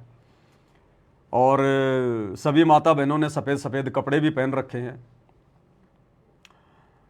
भाई और बहनों देखो, बड़ी मुश्किल से परमात्मा ने 2014 बरवाला कांड के बाद सात संगतियां शुरू करवाई हैं। परमेश्वर ने अपने मिशन को गति देने के लिए सत्सेवक बच्चे तैयार किए हैं। यही उनके सत्सेवक बच्चे आने वाले समय में उनकी सेना के रूप में काम करेंगे, कल की सेना के रूप में काम करेंगे। पूरी दुनिया को संदेशा देंगे अपने गुरु के विषय में कि यही भगवान है, यही परमात्मा है। उन भगत भाई बहनों की शंकाओं का समाधान भी सत्सेवक भाई बहनों के द्वारा ही किया जाएगा। तो भाई और बहनों, वर्तमान में काल भी हर प्रकार से कोशिश करेगा इस मार्ग में गंदगी फैलाने की, बात बिगाड़ने की। हालांकि बात बिगड़ेगी नहीं, लेकिन काल तो कुप्रयास करेगा ना घबरा कर, और वो सूक्ष्म चाल चलता है हर प्रकार से। अब एक छोटी सी सात संगति थी, ये महाराष्ट्र के भगत भाई बहन है। इन्होंने मुझे भी अपना वीडियो बना के डाला, कुछ फोटो भी डाली इन्होंने सात संगति की। अब भाई और बहनों देखो, इस समय हम सत्सेवक भाई बहनों की छोटी सी गलती हमारी बनी बनाई भक्ति का सत्यानाश कर देगी, बनी बनाई भक्ति। परमात्मा कहते मन के मते ना चालियो, और मन है पक्का दूत, और ले डूबेगा दरिया में फिर जावे हाथ से छूट। और संध्या आरती में परमात्मा कहते हैं या तन में मन मूर्ति देखो, कि इस शरीर में काल भी है और दयाल भी है। कौन सी प्रेरणा काल कर रहा है, कौन सी प्रेरणा हमारा गुरु कर रहा है, वो भगत ने तत्व ज्ञान को आधार बनाकर चेक करना है। कहे कबीर सोई जन मेरा, जो नीर खीर का करे निबेरा। ये बहुत ही सीरियस टाइम चल रहा है, बहुत ही संवेदनशील समय है ये हम सत्सेवकों के लिए। जरा सी चूक, जैसे परमात्मा कहते ना, नट होता है नट, वो ढोल बजाता है, और जो नटनी होती है वो एक रस्से के ऊपर एक लंबा सा बांस लेकर बैलेंस बना के चल रही होती है। उसका पति ढोल बजा रहा है, देखने वाले तालियां पीट रहे हैं, लेकिन वो नटनी अपना पूरा का पूरा ध्यान उस बांस के ऊपर रखती है। ना तो ढोल की तरफ ध्यान देती, और ना ही जो तालियां बजा रहे हैं, जो उसकी वो प्रशंसा कर रहे हैं, उनके ऊपर भी ध्यान नहीं देती। अगर वो जरा भी अपना ध्यान भटका दे, तुरंत रस्से से नीचे नीचे गिरते मरेगी। तो आप परम सत्सेवक भाई बहनों को परमात्मा ने रस्से पे चढ़ा रखा है, भक्ति रूपी रस्से पे, और हाथ में दे दिया अपना तत्व ज्ञान रूपी ये बांस। अब भाई और बहनों, काल और ये दुनिया हमें हर प्रकार से भ्रमित करने का प्रयास करेगी, मन में शंका और संदेह पैदा करने का प्रयास करेगी। ये काल भी तरह तरह की प्रेरणाएं हमारे अंदर करेगा, और ये वो समय है, अगर हमसे जरा भी त्रुटि हो गई ना, हम लोग भाई और बहनों मार खा जाएंगे, मार खा जाएंगे, ऊपर नहीं उठ पाएंगे फिर हम भक्ति मार्ग पर। तो एक छोटी सी सात संगति थी वहां पर, मेरे पास तो वीडियो आया। हालांकि कुछ भगत भाई बहनों ने भी मुझे वीडियो डाले कि भगत जी देखो, इस प्रकार से ये वीडियो बना बना के डाले जा रहे हैं, ये ज्ञान आधार से कहाँ तक उचित है, कहाँ तक सही है। तो इस पर हम चर्चा करेंगे। उससे पहले आपको छोटा सा वीडियो सुना देता हूँ। ये सत्सेवक बहनें हैं, महाराष्ट्र से हैं, वहाँ कोई सात संगति रखी गई थी। बंदी छोड़ सतगुरु रामपाल जी भगवान की जय हो। सत्साई भक्तों, आज परमात्मा की दया से और आशीर्वाद से हम सभी सत्सेवक भाई बहनों ने शिवली जिला MP में सात संगति का कार्यक्रम आयोजित किया हुआ है, और परमात्मा के आशीर्वाद से हम सभी भाई बहनों को ऐसी प्रेरणा हुई है कि सफ़ेद कपड़े पहनकर सभी माइयाँ और सभी भगत भाई लोग सफ़ेद कपड़े, और ये हमने सात संगति का लोगो बनवाया हुआ है, जिसमें भगत के जो 16 गुण है, 16 आभूषण जो भगत भाई धारण करते हैं, ये उसके माध्यम से हमने लोगो बनवाकर ये सात संगति का कार्यक्रम हमने संपन्न किया है। और इसके माध्यम से हम आपको यही बताना चाहते हैं कि आप भी सफ़ेद कपड़े पे ही सात संगति करें, और ऐसे ही लोगो बनवाकर अपने गले में धारण करें। सत्साई सत्साई। अब क्या है भाई और बहनों, देखो मैं बार बार आप सबको एक संदेशा देता आ रहा हूँ बार बार, कि भाई हमने इस समय जोश में होश नहीं खोना बिल्कुल भी। देखो, सात संगतियाँ नहीं टूटेंगी, सात संगतियों में गंदगी नहीं फैल सकती, क्योंकि परमात्मा का आशीर्वाद है, संभालने वाला परमात्मा है। काल चाहे कितना प्रयास कर ले, कितनी कुप्रेरणा कर ले, लेकिन हम भगत भाई बहन अपनी भक्ति का नाश करवा लेंगे, अपनी भक्ति का। ना तो काल का कुछ बिगड़ेगा, उसका तो बिगड़ा हुआ, जो भी उसका बिगड़ना था उसका तो पहले बिगड़ लिया। ना सात संगतियों का जो है कुछ बिगड़ेगा। लेकिन जल्दबाजी करके अपना मनमाना आचरण, अपनी बातें काल प्रेरणा से दूसरों के ऊपर थोप कर आप और हम अपनी भक्ति का सत्यानाश जरूर कर लेंगे। भाई और बहनों, दास के आपने वीडियो देखे होंगे हजारों की संख्या में। दास ने कभी भी किसी वीडियो में किसी भगत को कोई आदेश नहीं दिया है कि आपने भी ऐसा ही करना है। नहीं, दास हमेशा यह कहता कि मुझे ज्ञान आधार से परमात्मा ऐसी प्रेरणा कर रहे हैं, मुझे ऐसा लगा, मैंने ये बात आपके सामने रख दी है। अगर आप लोगों को ज्ञान आधार से ये बातें सही लगती हैं तो भाई अपने जीवन में लागू करना, अन्यथा मेरी बातें सुनकर और मेरे विचारों को अपने जीवन में लागू करके परमात्मा के दोषी मत बनना। मैं केवल अपने विचार व्यक्त कर रहा हूं, मैं आपके ऊपर थोप नहीं रहा। ना मुझे थोपने का कोई अधिकार है, ना मुझे कोई आदेश देने का अधिकार है, क्योंकि मैं भी एक जीव हूं, गलती मेरे से भी हो सकती है। इसलिए ज्ञान आधार को सामने रख के बुद्धि विवेक से निर्णय करें। हालांकि इन्होंने सात संगति रखी, बहुत अच्छी बात है, परमात्मा की महिमा है, परमात्मा की चर्चा है, चाहे रोज करो।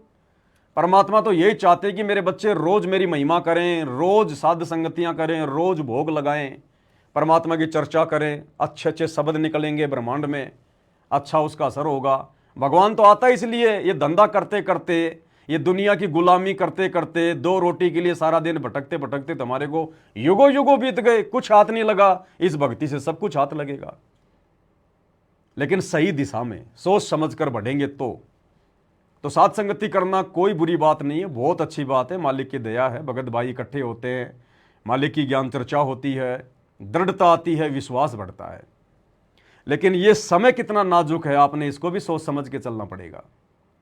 देखो, मेरा काम केवल आप भाई बहनों को दिशा निर्देश देने का है ज्ञान आधार से। उसके बाद आप क्या करोगे क्या नहीं करोगे, फिर ये आपकी अपनी भक्ति की वृद्धि होगी और आपकी अपनी भक्ति का नाश होगा। उसमें मेरा कोई रोल नहीं है, मैं जबरदस्ती नहीं थोपता कोई चीज, मैं बताता हूं कि ये ऐसे। अब जिसको अच्छा लगे तो करो, नहीं तो ना करो। अभी परमात्मा ने दास को प्रेरणा की, किसी बहन के माध्यम से मेरे पास में एक संदेशा आया, मैंने आप भाई बहनों के सामने वीडियो बना के अपने विचार व्यक्त कर दिए ज्ञान आधार से, और परमात्मा के सत्संगों से भी मैंने आपको दिखा दिया।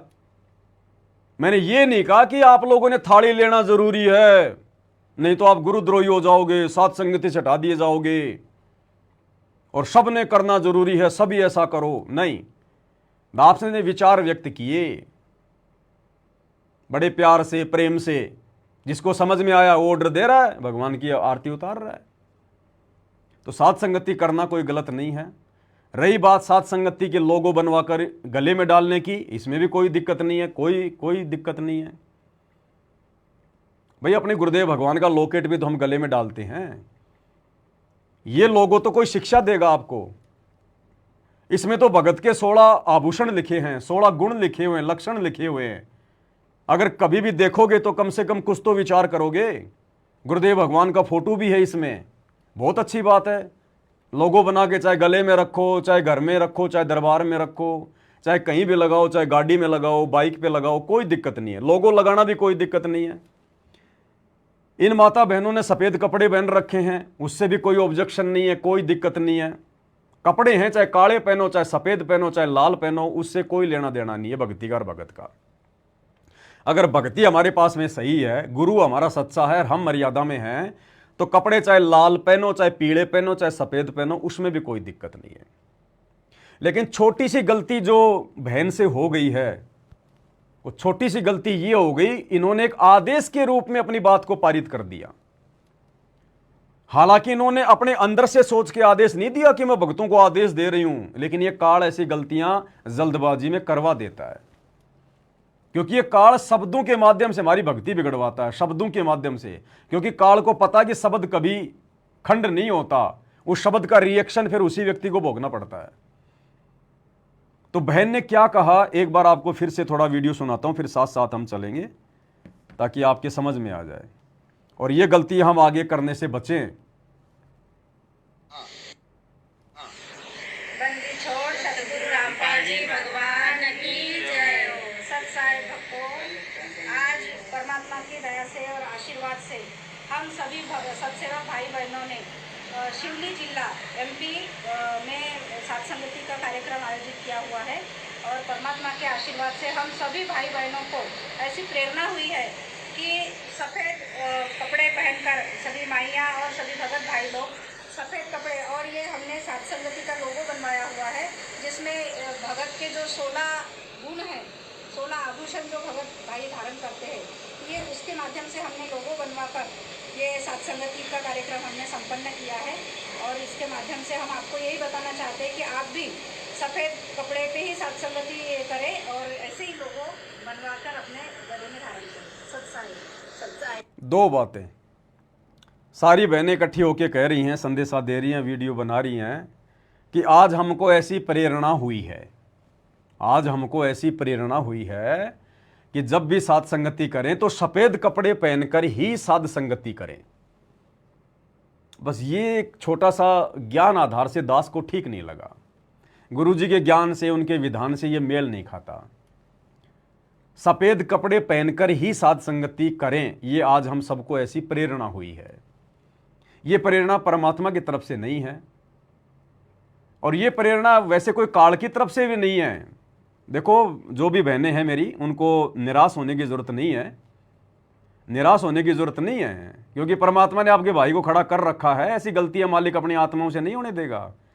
साध संगति में जो आत्मा गुरु को भगवान मान के भक्ति कर रही है ना, काल उनको भ्रमित करने का प्रयास तो करेगा, मुझे भी करता है, ऐसी बात नहीं है, आपको भी करेगा, सबको करेगा, वो अपना चक्कर चलाएगा।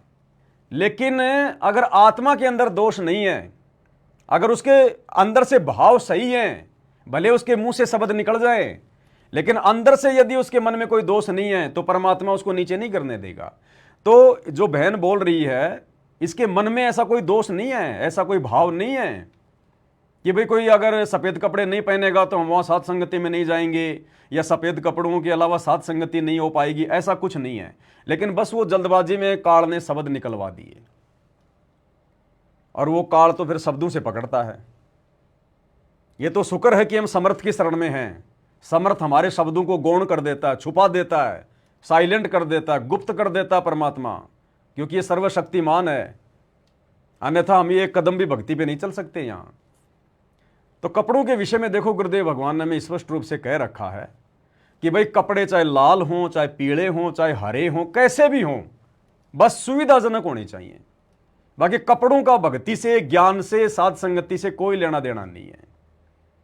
अगर लाल कपड़े पहन के साध संगति कर लेंगे तो क्या साध संगतियां नहीं होंगी? क्या गुरुजी प्रसन्न नहीं होंगे? क्या गुरुजी भोग नहीं लगाएंगे?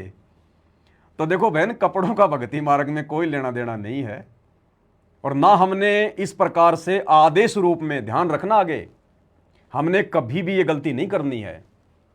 और क्या प्रेरणा हो रही है, पहले बैठ के हमने विचार करना चाहिए, क्योंकि मन रूप में काल भी हमारे साथ है और परमात्मा भी हमारे साथ है। तो प्रेरणा तो बहन जी दोनों करेंगे, प्रेरणा तो दोनों करेंगे और जबरदस्ती करेंगे, और ये तो समय दोनों की टक्कर का है जबरदस्त। काल भी कमी नहीं छोड़ेगा और सतगुरु भी दया करने में कोई कमी नहीं छोड़ेगा। तो कौन सी प्रेरणा काल की है और कौन सी प्रेरणा दयाल की है, हमने तुरंत उस चीज को लागू नहीं कर देना है, बहुत सोचना है, समझना है, हमने विवेक का इस्तेमाल करना है। अब जो लोगों आपने गले में पहन रखा है, इसमें भगत का एक लक्षण है विवेक। अब बताओ बहन जी, आपने विवेक कहां लगाया? आपने विवेक कहां लगाया कि भाई सफेद कपड़े पहन के ही साथ संगति करनी चाहिए? ऐसा नहीं है बहन जी। देखो, संगत में सबकी स्थिति आप जैसी नहीं है, मेरे जैसे भिखारी भी बहुत है संगत में। कईयों की औकात बेचारों की ढंग के कपड़े पहनने की नहीं है भक्तों की वर्तमान में। अब बताओ, साथ संगति के लिए स्पेशल सफ़ेद कपड़े कहाँ से सिलवा लेंगे? अगर सफ़ेद कपड़े नहीं सिलवा पाया तो फिर वो तो ये सोचकर साथ संगति में नहीं जाएगा कि वहाँ तो सारे वहाँ तो हंस ही हंस नजर आएंगे, और मैं कौवा उनके बीच में क्या करूँगा? मैं तो अलग ही लगूंगा, क्योंकि वहाँ तो सारे सफ़ेद सफ़ेद कपड़े पहन के आएंगे। तो ये सोचकर हो सकता है वो आत्मा साथ संगति में ना आए, और नहीं आई तो फिर उसका दोषी कौन बना? हम आदेश देने वाले। तो हालांकि ऐसी कोई विशेष कोई गलती नहीं है, कोई निराश होने की या नाराज होने की आवश्यकता नहीं है, और दास के ऊपर नाराज होने की भी आवश्यकता नहीं है बहन जी। मेरी तो ड्यूटी भगवान ने ये लगा रखी है कि अगर कोई मिस्टेक करेगा, कोई गलती करेगा, या काल अगर गलती अगर करवाएगा, तो दास की तो ड्यूटी परमात्मा ने ये लगाई है ज्ञान आधार से कि आप लोगों को सूचित कर दूं, बता दूं, आगे आप लोगों की मर्जी, मेरी बात को मानना या ना मानना। ज्ञान आधार से है तो मानिए, नहीं तो कोई जबरदस्ती नहीं है। तो कपड़े चाहे बहन जी देखो कैसे भी हों, अब ये कबीर पंथ वालों का पहले सिस्टम था ये कि भाई जो कबीर पंथी है वो सफ़ेद कपड़े पहनते हैं, तो ऐसा बहन जी वर्तमान में नहीं है, और ना ऐसा संभव है वर्तमान में। तो ये थोड़ा सा कहना, हाँ वैसे आप चाहे सफ़ेद कपड़े पहन के जाओ, कोई दिक्कत नहीं है। आप साथ संगति में जा रहे हो, सफ़ेद कपड़े पहन के जाओ, बहुत अच्छी बात है, कोई दिक्कत नहीं है। आप रोजाना सफ़ेद कपड़े पहनो, अगर आपकी आर्थिक स्थिति अच्छी है, आप रोजाना सफ़ेद कपड़े पहनो, कोई दिक्कत नहीं है। लेकिन बस ये कह देना कि सफ़ेद कपड़े पहनकर ही साथ संगति करें, ये थोड़ा ज्ञान आधार से ठीक नहीं है। तो दास तो आप बहन से यही विनती करेगा, प्रार्थना करेगा।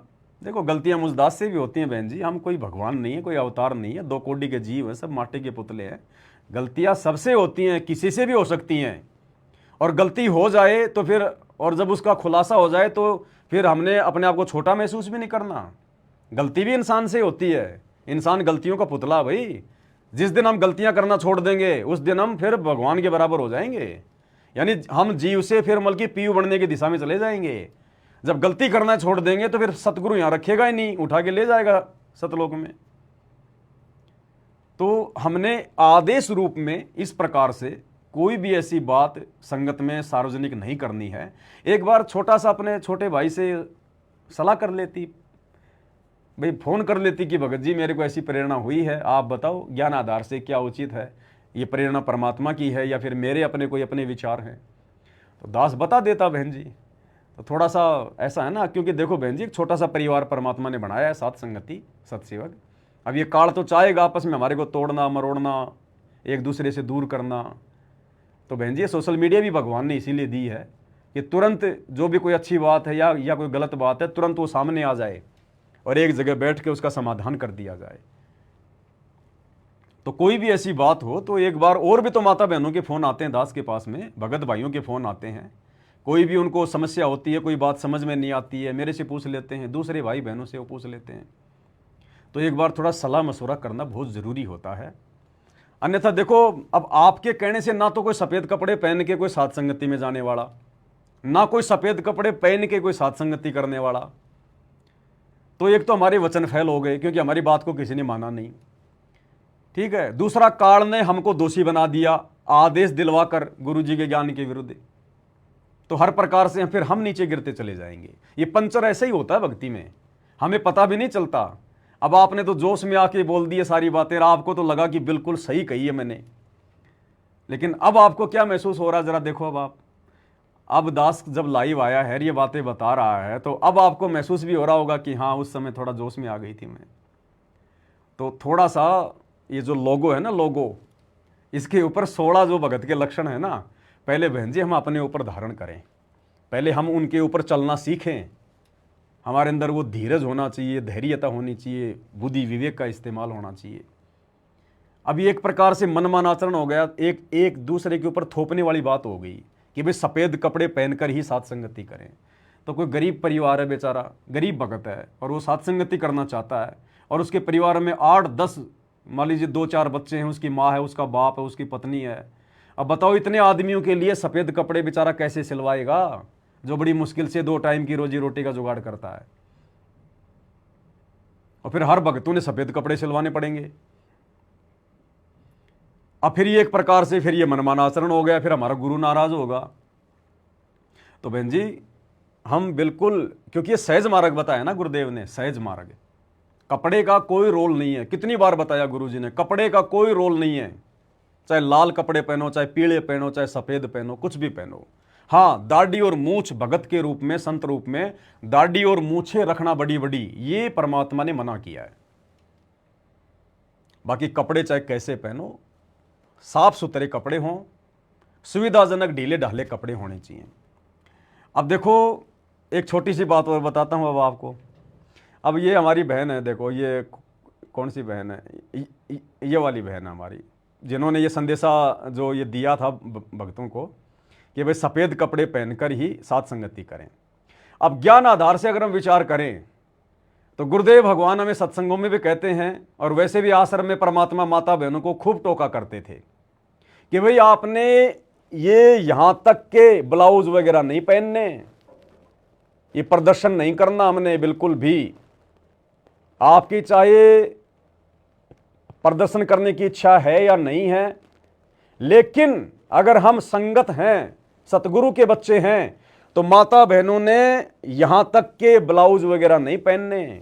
बाजू परमात्मा ने बताई आपकी कोहनी से नीचे तक होनी चाहिए, कोहनी से नीचे तक की आपकी बाजू होनी चाहिए, ब्लाउज की या आपके कुर्ते की, या जो भी माता बहनें अपने शरीर के ऊपर जो भी कुछ धारण करती हैं उसकी बाजुएं ढीली ढाली होनी चाहिए और वो कोहनी से नीचे तक होनी चाहिए। ये है एक सभ्य माता बहन के लक्षण, सतगुरु की प्यारी आत्मा के लक्षण। अब इस आधार से देखें तो देखो, बहन ने तो बिल्कुल टाइट वाला पहन रखा है ब्लाउज, और कोहनी से ऊपर तक पहन रखा है, जैसे पहले माता बहनें जिनको ज्ञान नहीं होता था वो पहना करती थी। और फिर देखो आप साथ संगति का लोगो डाल के गले में और दूसरों को फिर आप शिक्षा दे रही हो। तो बहन जी थोड़ा हम विचार करें ज्ञान आधार से, हम कहाँ हैं और दूसरों को हम क्या शिक्षा दे रहे हैं, पहले उन चीज़ों को हम अपने ऊपर लागू करें। अब बहुत सारी बातें बहन,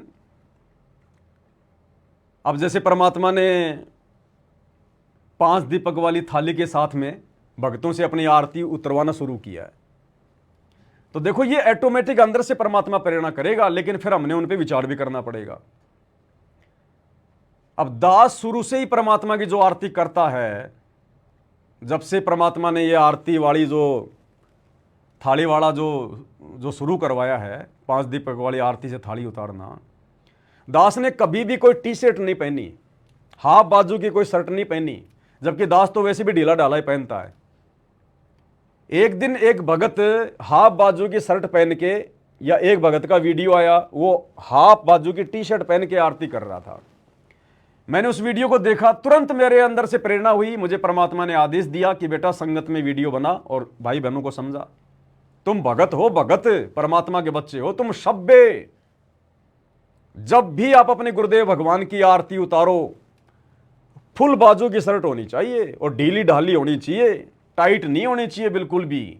हाफ बाजू की शर्ट और हाफ बाजू की टी शर्ट, हाफ बाजू का ब्लाउज, ये बिल्कुल भी नहीं चलेगा। विशेषकर परमात्मा की आरती उतारते समय बिल्कुल फुल बाजू का होना चाहिए कपड़ा। माता बहनें अगर अपना कोई कुर्ता वगैरह पहनती हैं तो कोहनी से नीचे तक उसकी बाजू होनी चाहिए, सर पे उसके कोई कपड़ा होना चाहिए, कोई चुन्नी वगैरह, कोई ओढ़नी वगैरह वो होनी चाहिए। तो ये भी हम भगत भाई बहनों ने ध्यान रखना आज के बाद। देखो ये इसी प्रकार से छोटी छोटी बातें आपको बताई जाएंगी। गुरु आपको कुछ नहीं बताएगा आने के बाद में। अब गुरु का जो काम था गुरु ने पूरा कर दिया। 30 साल से संघर्ष करके, दुनिया की गालियां खा खा के, इन शास्त्रों का रस निकाल के दे दिया, सत्संग भर भर के दे दिए, चिप में, मेमोरी कार्ड में, हर प्रकार से। अब गुरु दिमाग नहीं लगाएगा, फालतू में पंचायत लेके नहीं बैठेगा, ब्रह्मा का पिता कौन है, विष्णु की माता कौन है।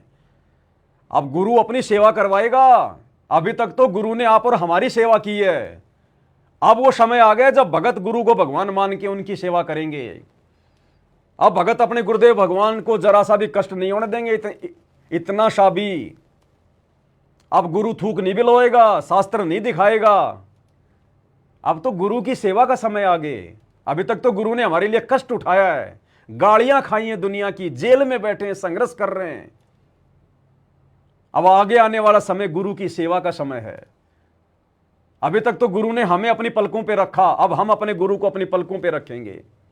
हालांकि हम 2 कोटि के जीवों की क्या औकात है समर्थ को संभालने की, लेकिन भाई ये काल लोक है, यहां से अगर पार होना है तो शारीरिक जो क्रिया हैं भक्ति भाव वाली वो भी पूरी करनी पड़ेंगी, वो भी पूरी करनी पड़ेंगी।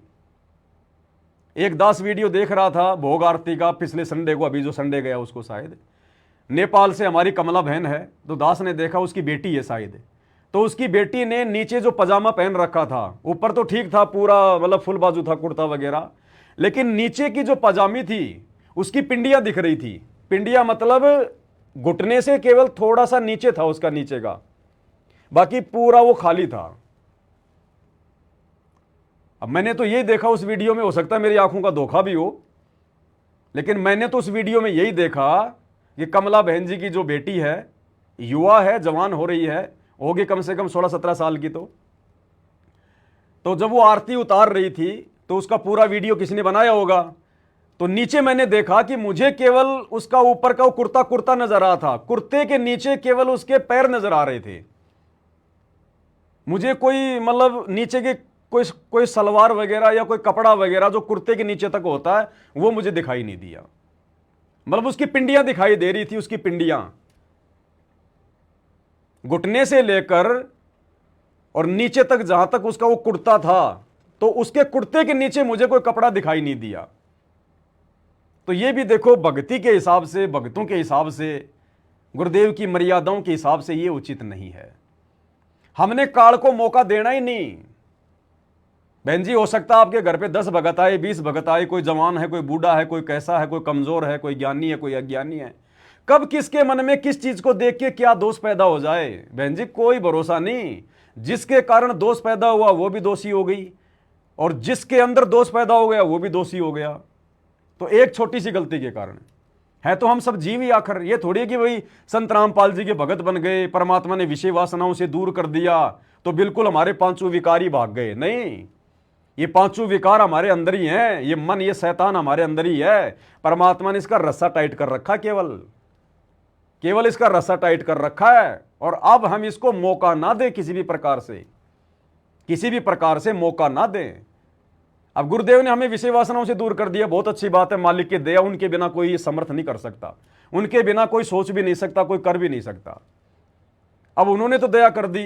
अब यदि हम मोबाइल में पोर्न फिल्में देखेंगे, सेक्सी फिल्में देखेंगे कि गुरुजी ने तो मुझे विषय वासनाओं से दूर मुझे कर ही दिया, आप एक बार देख के तो देखो, तुरंत आपके अंदर वो का वो जहर भर जाएगा, तुरंत वो का वो काल अंदर ही बैठा है।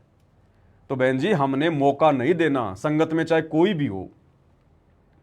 अरे बड़ी मुश्किल से परमात्मा ने आप और हम चंद आत्माओं को छांटा है, चुना है परमात्मा ने इस कलयुग में। हम उस कल की भगवान सतगुरु रामपाल जी की चुनिंदा आत्मा है। और यदि अब काल गलतियां भी हमसे करवाएगा, ध्यान रखना। आज से पहले तो मैनेजमेंट वालों से उसने गलतियां करवाई हैं। मैनेजमेंट वालों का तो उसने सत्यानाश करके छोड़ दिया, वो तो ना घर के रहे ना घाट के। अब वो सत्सयुगों के पीछे लगेगा। तो आप और हमने फूंक फूंक के कदम रखना, भक्ति मार्ग पे फूंक फूंक के कदम। ऐसा लगे सामने वाले को भी कोई देखे तो कि हाँ, वास्तव में ऐसी औरतें, ऐसी लड़कियां इस उम्र में और इतनी सभ्यता। अगर कोई दूसरा आदमी देखे तो उसको लगे कि भाई ये चक्कर क्या है। आजकल की लड़कियां तो बड़े फैंसी फैंसी कपड़े, टाइट टाइट कपड़े, और आजकल तो पता नहीं मार्केट में माता बहनें ऐसे ऐसे कपड़े पहनती हैं, बस यहां तक और यहां तक। बस दुकान पे भी जाती है तो भैया मेरा पेट दिखाई देना चाहिए, मेरी कमर दिखाई देनी चाहिए, मेरी बाजुएं पूरी दिखाई देनी चाहिए। पता नहीं क्या क्या लोग भी ऐसे डिजाइन करके आजकल बना रहे हैं कपड़े। तो देखो, आप और हम जगत वाले नहीं रहे, अब रह जगत में रहे, लेकिन हम जगत वालों की तरह नहीं है। हम भेड़ियों के बीच में भेड़ है, तो हमने भेड़ की तरह रहना है। और वैसे भी परमात्मा ने बताया भाई, माता बहनों की जो इज्जत है उनके कपड़े हैं, लोकलाज जो बोलते हैं, जो उनकी जो शर्म होती है वही उनका गहना होता है।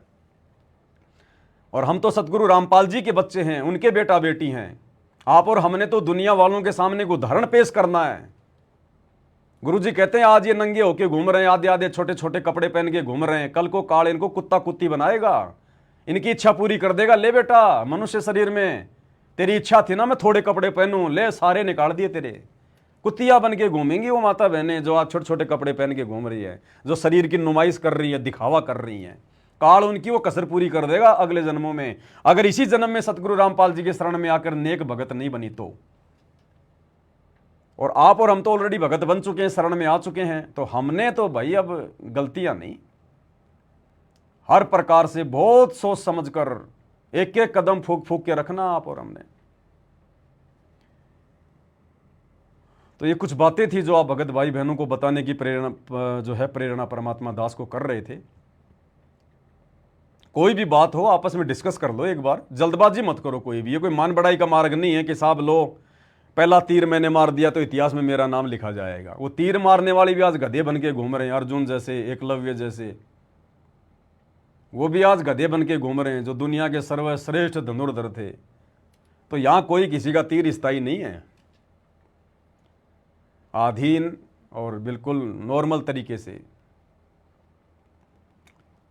और एक छोटी सी दास आप लोगों से आज्ञा चाहता है, भाई बहनों से।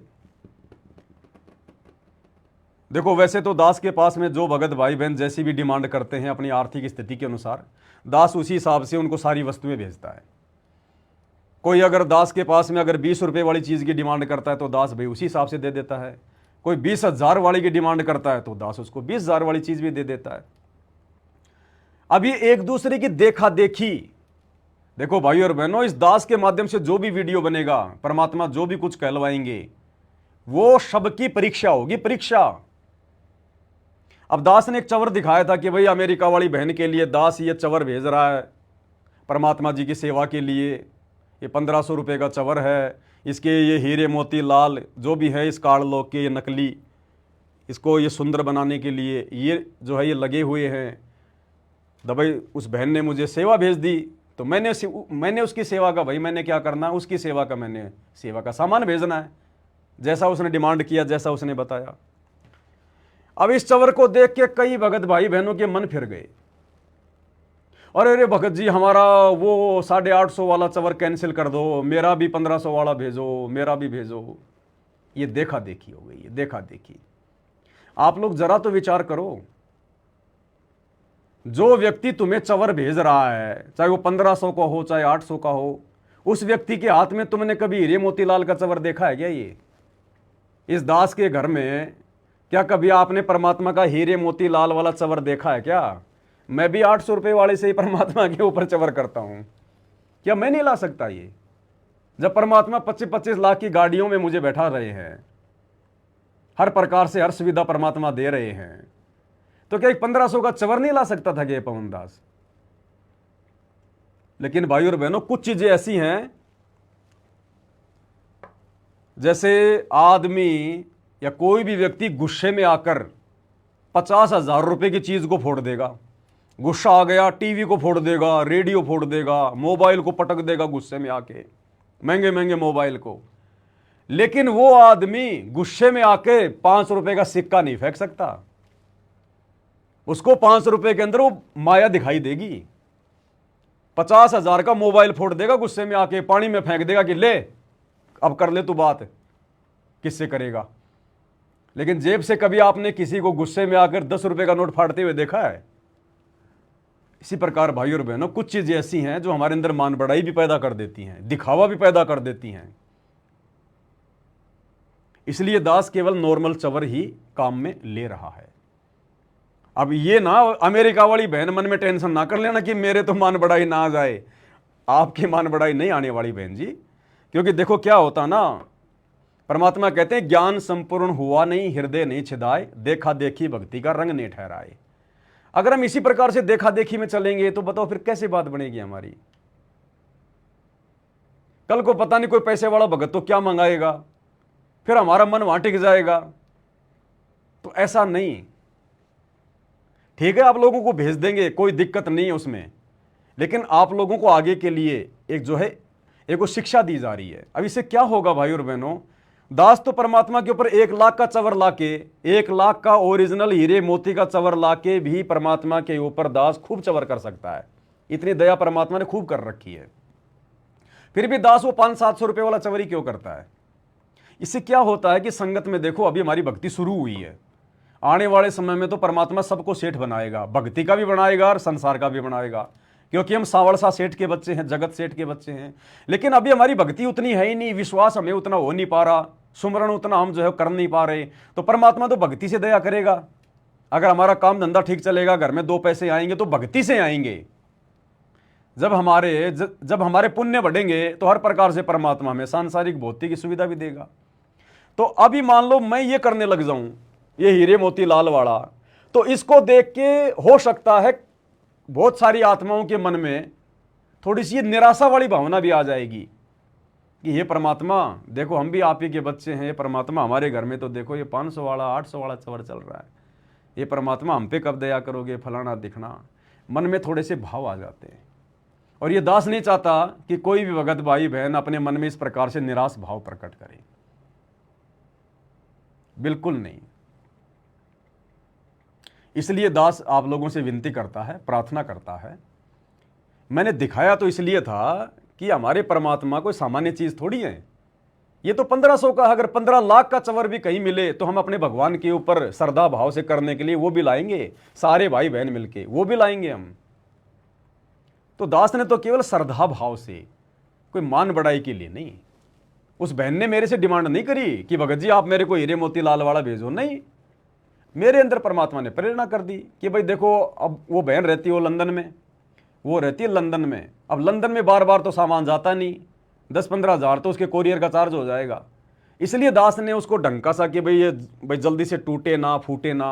अब तुम्हारा 800 वाला अगर साल 2 साल में टूट गया, फूट गया, बाल जड़ गए, तो तुम तो भाई बोल दोगे भगत जी एक और भेज दो, तो यहाँ से 40 रुपये कोरियर के लगेंगे। अब वो बहन कहेगी भगत जी भेजो, उसके तो वही फिर 2-3 हज़ार रुपये फिर एक खाली इसके लगेंगे उसके कोरियर के। इसलिए दास ने उसको डंकी सी वस्तु भेजी थी। कहने का मतलब ये है। अब दास जो आज्ञा भाई बहनों से चाह रहा था, सबसे पहले तो मैं अपने परमात्मा से ही लेता हूँ आज्ञा। और आप लोगों के लिए ये शब्द जो मैं यूज कर रहा हूँ, मैं इसलिए कर रहा हूँ भाई और बहनों, क्योंकि मैं पवन दास वर्तमान में पूरी तरह से अपने गुरुदेव भगवान के ऊपर आश्रित हूँ। और जब कोई आत्मा अपने गुरु पर आश्रित हो जाती है तो फिर परमात्मा ही फिर देखता है उसका आगे का सिस्टम क्या है, क्या करना है, क्या नहीं करना। तो भगवान ने छोटी मोटी दास को सेवाएं भी दे रखी हैं। उन्हीं सेवाओं के माध्यम से आप भाई बहन जो सेवा भेजते हैं, उससे भाई आपकी सेवा में भी दास लगा रहता है। और दास का जो रोजी रोटी की सेवा है वो भी परमात्मा दास की जो है वो चला रहा है। तो दास के घर में जो भी आइटम है, जो भी साधन है, अपने भगवान को फालतू की चीज़ें तो होनी नहीं है।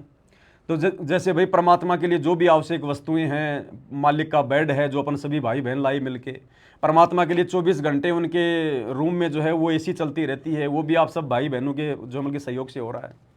सब कुछ आप भाई बहनों के सहयोग से हो रहा है, परमात्मा करवा रहा है। तो दास तो केवल ये पूछना चाह रहा था कि भाई अपने परमात्मा के ऊपर, सदगुरु रामपाल जी भगवान के ऊपर, अगर ये चवर दास अगर करना शुरू करे, क्योंकि अभी तक तो हम खाली लकड़ी वाला कर रहे हैं, नॉर्मल वाला ही कर रहे हैं। अगर ये जो कि आप सबकी सेवा से, आप सबके सहयोग से दास के घर पे जो परमात्मा का जो दरबार लगा हुआ है, मालिक का बेड लगा हुआ है, हर चीज़ परमात्मा के लिए आई हुई है, उनके कपड़े लत्ते से लेकर हर चीज़, तो दास चवर चेंज करने की सोच रहा था। अगर आप सभी भाई बहन अगर आप लोग अगर एक मत हैं, किसी को कोई ऑब्जेक्शन नहीं है, तो ये 1500 वाला जो चवर है, ये परमात्मा के ऊपर श्रद्धा भाव से दास ये कर सकता है या नहीं कर सकता है। इसको देखकर कोई भगत भाई बहन मन में फिर दोष पैदा ना करे कि देखो जी पवन भगत जी तो महंगा महंगा चवर ला रहा है, फलाना है, दिखना है, हम भी लाएं, ये भी करें।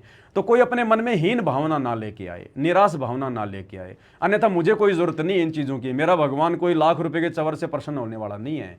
ये तो भगत के ऊपर है कि भगत किस भाव से लेता है। भगवान नहीं कहता कभी कि मेरे ऊपर तू लाख रुपए का चवर कर, या तू मेरे ऊपर चवर भी कर। ये तो भगत ने, अब गुरुजी ने हमें कब कहा कि भाई तुम मेरे बेड लगाओ, तुम मेरा प्रकट दिवस मनाओ, तुम मेरी आरती उतारो, लेकिन ये भगत के ऊपर निर्भर करेगा। अब तो उस हिसाब से दास आप जियों को थोड़ा सा ये आपकी नॉलेज में निकाल रहा है। बाद में दास आपके कमेंट्स वगैरह पढ़ेगा सबके। अगर आप सबकी सहमति होगी, आप सबकी अनुमति होगी, तो ही हम अपने मालिक पे, अपने गुरुदेव भगवान पे, अपने पिताजी के ऊपर इस चवर से चवर करना शुरू करेंगे।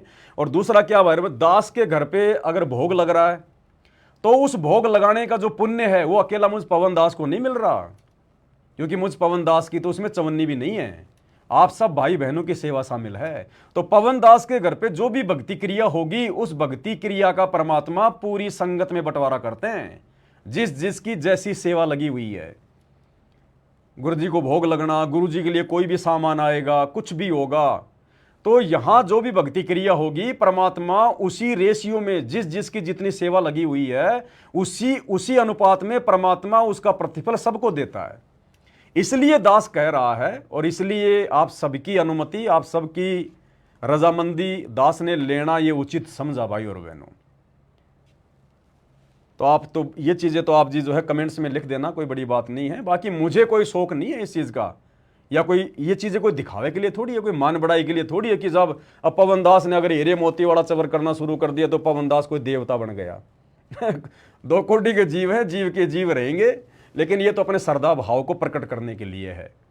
आज अगर आपको कोई कहे, आपको यदि आज गुरुदेव कहे कि बेटा मेरे लिए कुर्ता पजामा लेके आओ, तो अब आप क्या करोगे बताओ? गुरुदेव ने ये तो नहीं कहा कि मेरे लिए तुम जो मतलब 20,000 रुपये मीटर वाला लेके आओ, या मेरे लिए फला फला दुकान से लेके आओ, या 1 नंबर का लेके आओ। नहीं कहेंगे ना गुरुजी। गुरुजी ने क्या कहा कि बेटा मेरे लिए कुर्ता पजामा लाओ, सिलाओ, बस इतना ही कहेंगे परमात्मा। अब ये भगत के ऊपर है, क्या वो भगत नॉर्मल लेके आएगा? क्या वो भगत अपनी औकात से बाहर का नहीं लेके आएगा? उसकी औकात नहीं है तो कि 2-4 भगत भाई बहन आपस में मिलके सलाह मशवरा करके अपने भगवान के लिए 1 नंबर की क्वालिटी का कुर्ता पजामा नहीं लेके आएंगे क्या?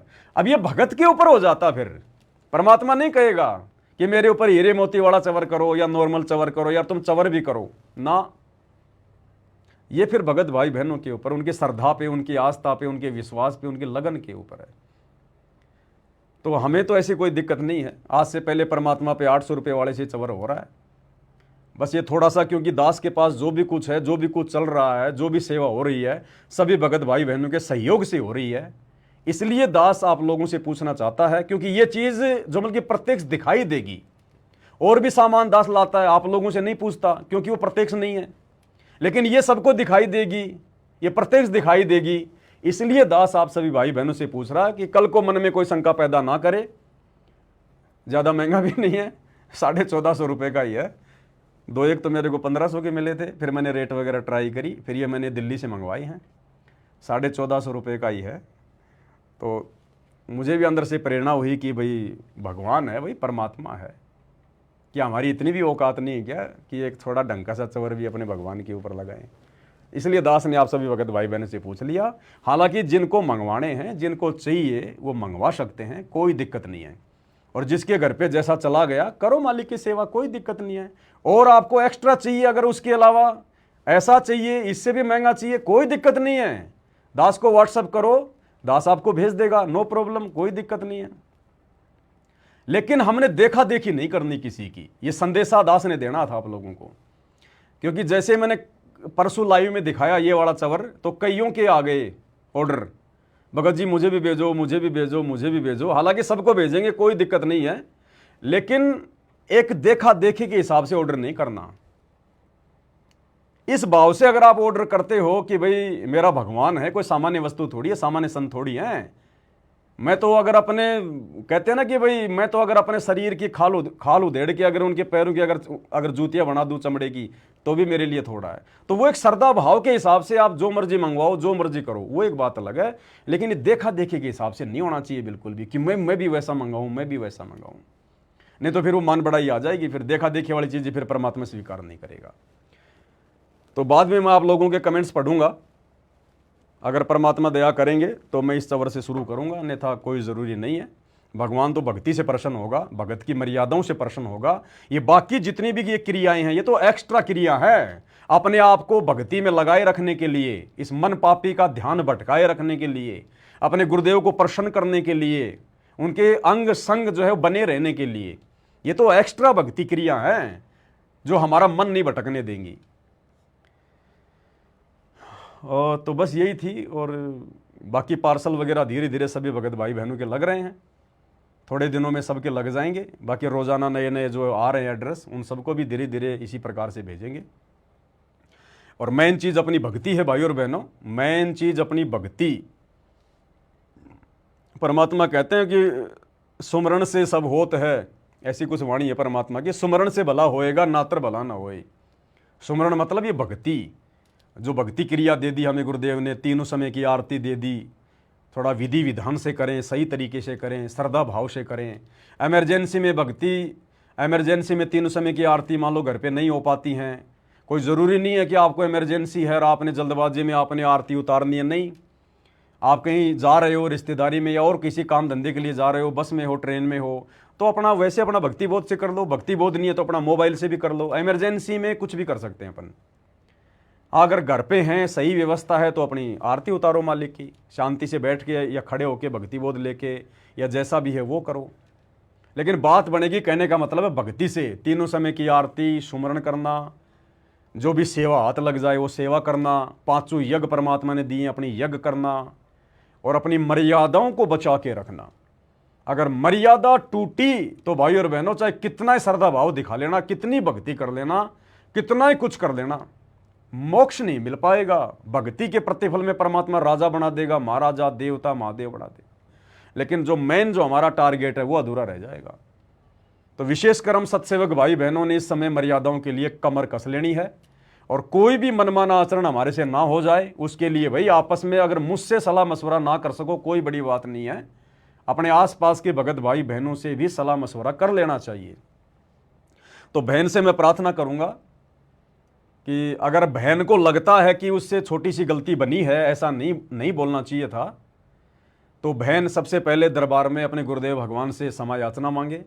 और अन्य जितनी भी बहनें वीडियो बनाते समय जो खड़ी हैं उन बहनों की भी इसमें सहमति हो गई, उन बहनों की भी सहमति हो गई कि हाँ साहब सफ़ेद कपड़े पहन के साथ संगति करनी चाहिए, तभी तो वो खड़ी हुई है वहाँ पर। तो उन बहनों की भी सहमति हो गई, तो दोस्त तो बराबर का है।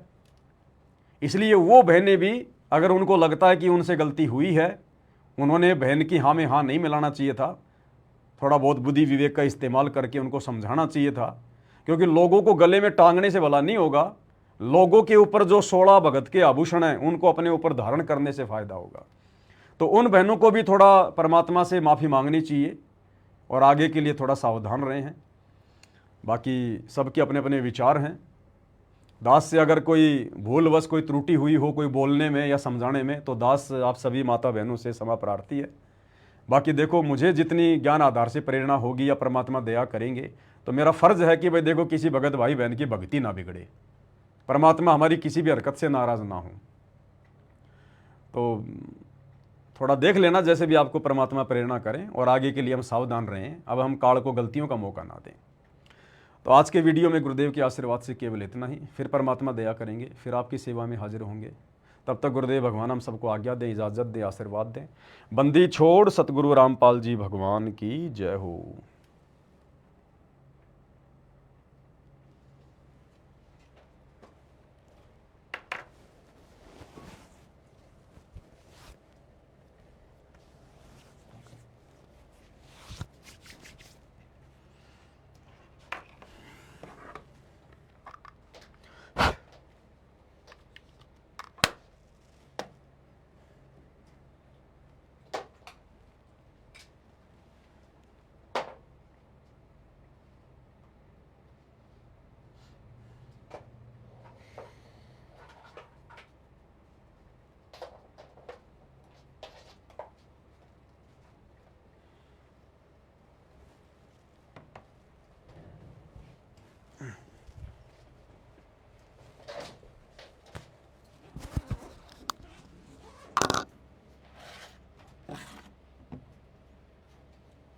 इसका ग्रीन स्क्रीन बना के डाल देना मोबाइल।